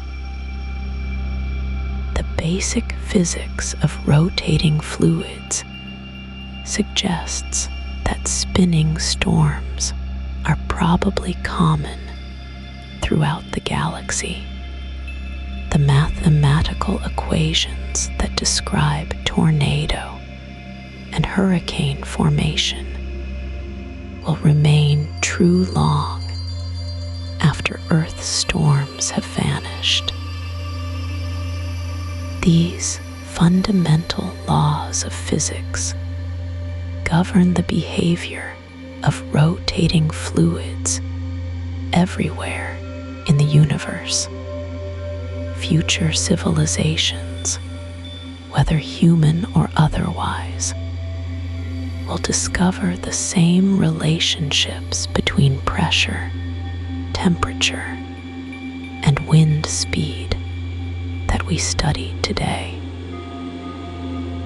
The knowledge we gain from watching Earth's storms contributes to our understanding of atmospheric dynamics that applies to any world with moving air. In this vast perspective of deep time, today's hurricanes and tornadoes represent just one chapter in an endless story of spinning air. The storms that fascinate and frighten us are temporary expressions of physical laws that will continue operating long after our planet has changed beyond recognition. Each tornado that touches down and every hurricane that forms the sea connects us to this larger cosmic dance of matter and energy that has no beginning and no end.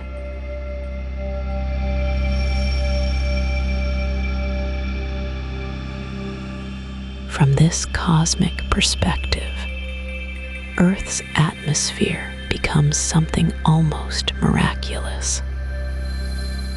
A thin shell of gases, barely 60 miles thick, wrapped around a rock spinning through the void. If Earth were the size of an apple, our entire atmosphere would be thinner than the apple's skin. Yet, within this gossamer layer, all the drama of tornadoes and hurricanes unfolds. The same nitrogen and oxygen molecules that fill your lungs right now have been cycling through this system for billions of years.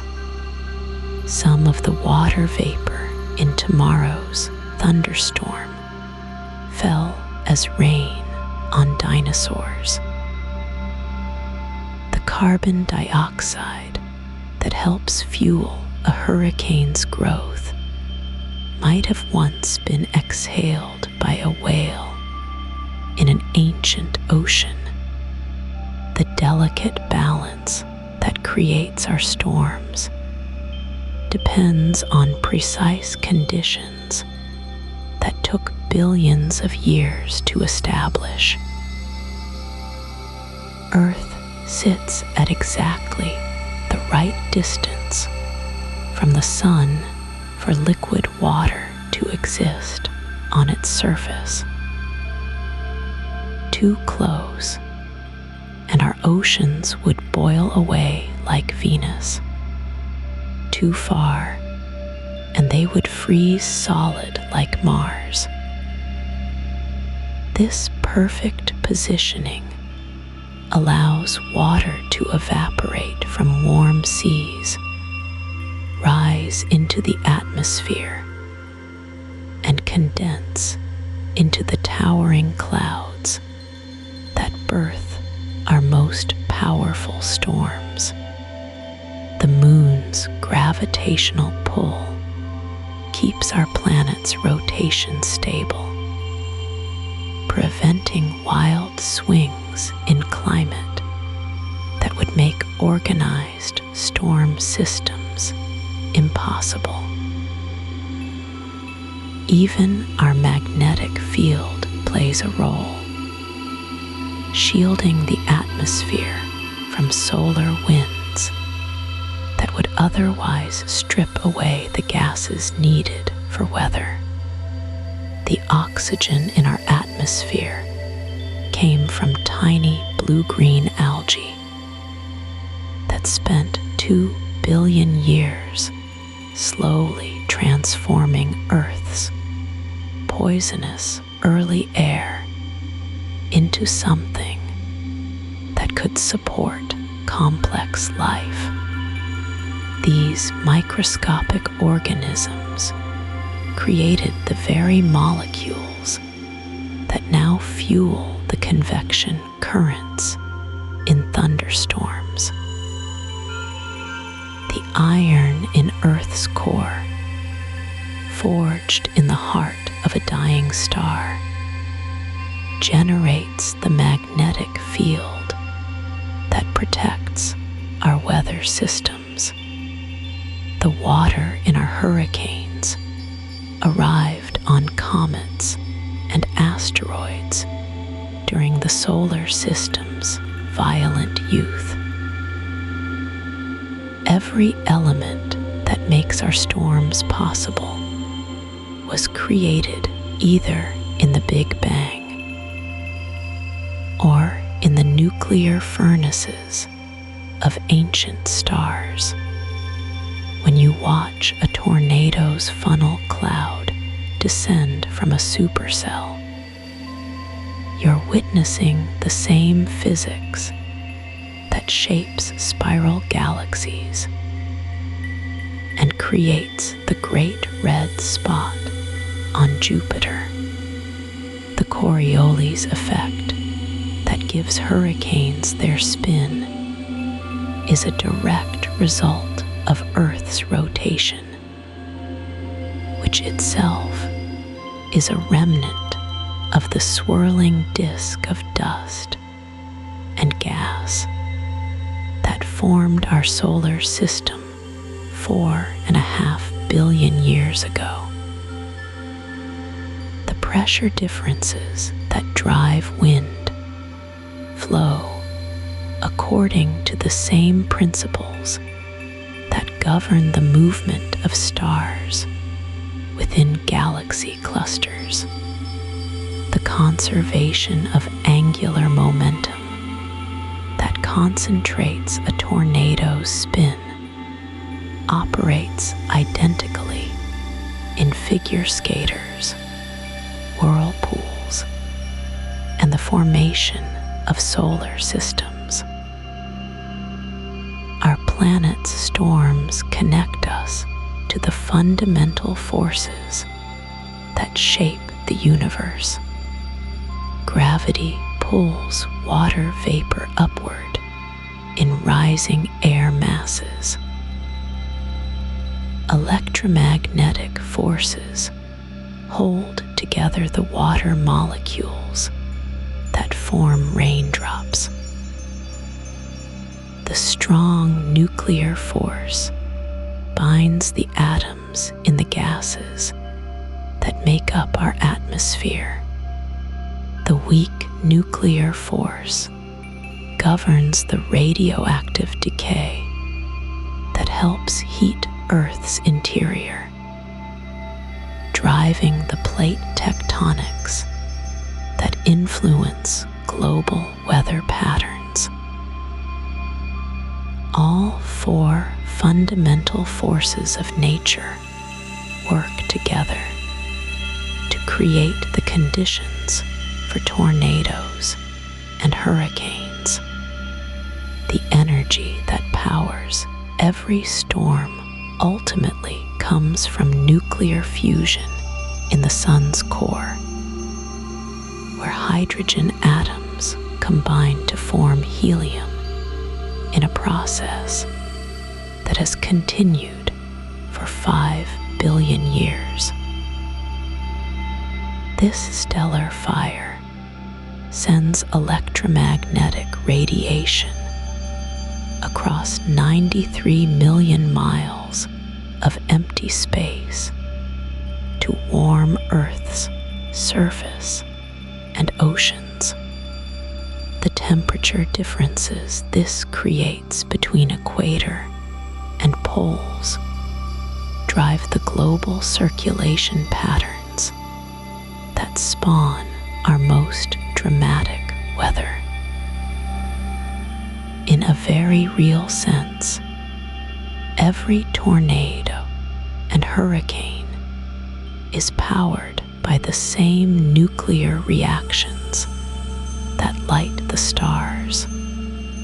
The atmosphere that cradles these storms is itself a product of cosmic evolution. The heavy elements that make up Earth condensed from the debris of exploded stars. The water cycle that feeds hurricanes began when our planet cooled enough for water vapor to condense into the first oceans. The complex chemistry that creates different types of clouds developed as life evolved and changed the atmospheric composition. Each storm system represents billions of years of cosmic and biological evolution working together to create something beautiful and terrible. As you drift toward sleep, consider that the same physical laws governing tonight's weather will continue operating long after human civilization has passed into memory. The mathematics of fluid dynamics that describe hurricane formation will remain true when our sun expands into a red giant. The principles of thermodynamics that drive tornado development will still apply when the last stars burn out in the far future. In studying Earth storms, we glimpse eternal truths about how matter and energy behave throughout the cosmos. These spinning giants of wind and rain connect us to the deepest mysteries of existence itself.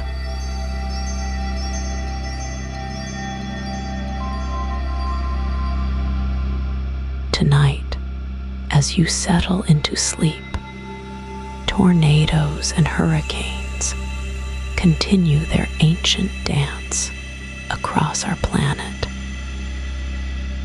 Somewhere above the warm waters of the Atlantic, a tropical depression slowly organizes itself into spiraling bands of clouds. The ocean releases its stored solar energy into the atmosphere, feeding this growing giant with the same patient rhythm it has maintained for millions of years. In the Great Plains, supercells build their towering columns toward the stratosphere, preparing to birth the spinning funnels that have carved their signatures across the landscape since long before humans walked the earth. These storms represent some of the most powerful engines our planet can create. A single hurricane releases energy equivalent to hundreds of nuclear weapons every second. Yet this tremendous force emerges from the gentlest beginnings. Warm air rises, cool air sinks, the planet spins. These simple processes, repeated endlessly across vast scales of space and time, generate the most spectacular displays of atmospheric power we know. The same fundamental physics that governs a dust devil in your backyard also controls the massive cyclones that span entire ocean basins. Every storm system connects to every other part of Earth's climate. The hurricane that forms off the coast of Africa carries dust from the Sahara Desert, nutrients that will eventually feed the Amazon rainforest. The tornado that touches down in Kansas redistributes moisture that began as snowmelt in the Rocky Mountains. Water evaporated from the Indian Ocean becomes the rainfall that nourishes crops in the American Midwest. These connections span continents and seasons, weaving weather patterns into a global of cause and effect. The atmosphere itself remembers every storm that has ever formed. Ice cores from Greenland preserve chemical signatures of ancient hurricanes. Tree rings record the drought years when storm tracks shifted away from familiar paths. Lake sediments hold layers of sand deposited by storm surges that struck coastlines thousands of years ago. Each tempest leaves its mark in the geological record, adding another page to Earth's weather diary. Scientists now track storms with satellites that orbit hundreds of miles above the surface, watching cloud patterns develop in real time. Computer models simulate the behavior of virtual hurricanes, testing how these systems might respond to different ocean temperatures or atmospheric conditions. Hurricane hunters still fly directly into the eyes of major storms, gathering data from the heart of nature's most violent weather. This marriage of ancient observation and modern technology helps us understand these phenomena with unprecedented clarity.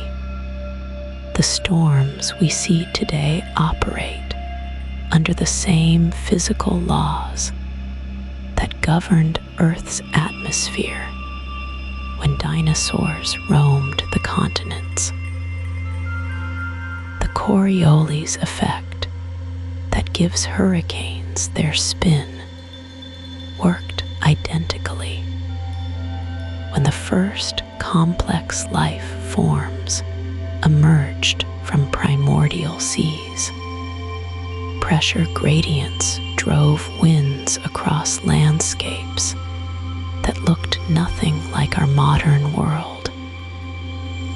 Yet the mathematics remained constant. These eternal principles connect our current weather to the deep history of planetary evolution. As Earth's climate continues to change, storm patterns shift in response. Warmer oceans provide more energy for hurricane development. Changing jet stream positions alter the paths that storms follow across continents. Scientists study these evolving patterns, seeking to understand how our planet's weather systems will adapt to new conditions. The storms themselves become messengers, carrying information about the changing state of our atmosphere. In the vast silence of space, Earth appears as a blue marble wrapped in swirling white clouds. From that cosmic perspective, even the most powerful hurricane looks gentle, like cream stirred slowly into coffee. The storms that seem so destructive from ground level become part of a larger pattern of atmospheric circulation that helps regulate our planet's temperature. They transport heat from the tropics toward the poles, distribute moisture across continents, and maintain the delicate balance that makes complex life possible.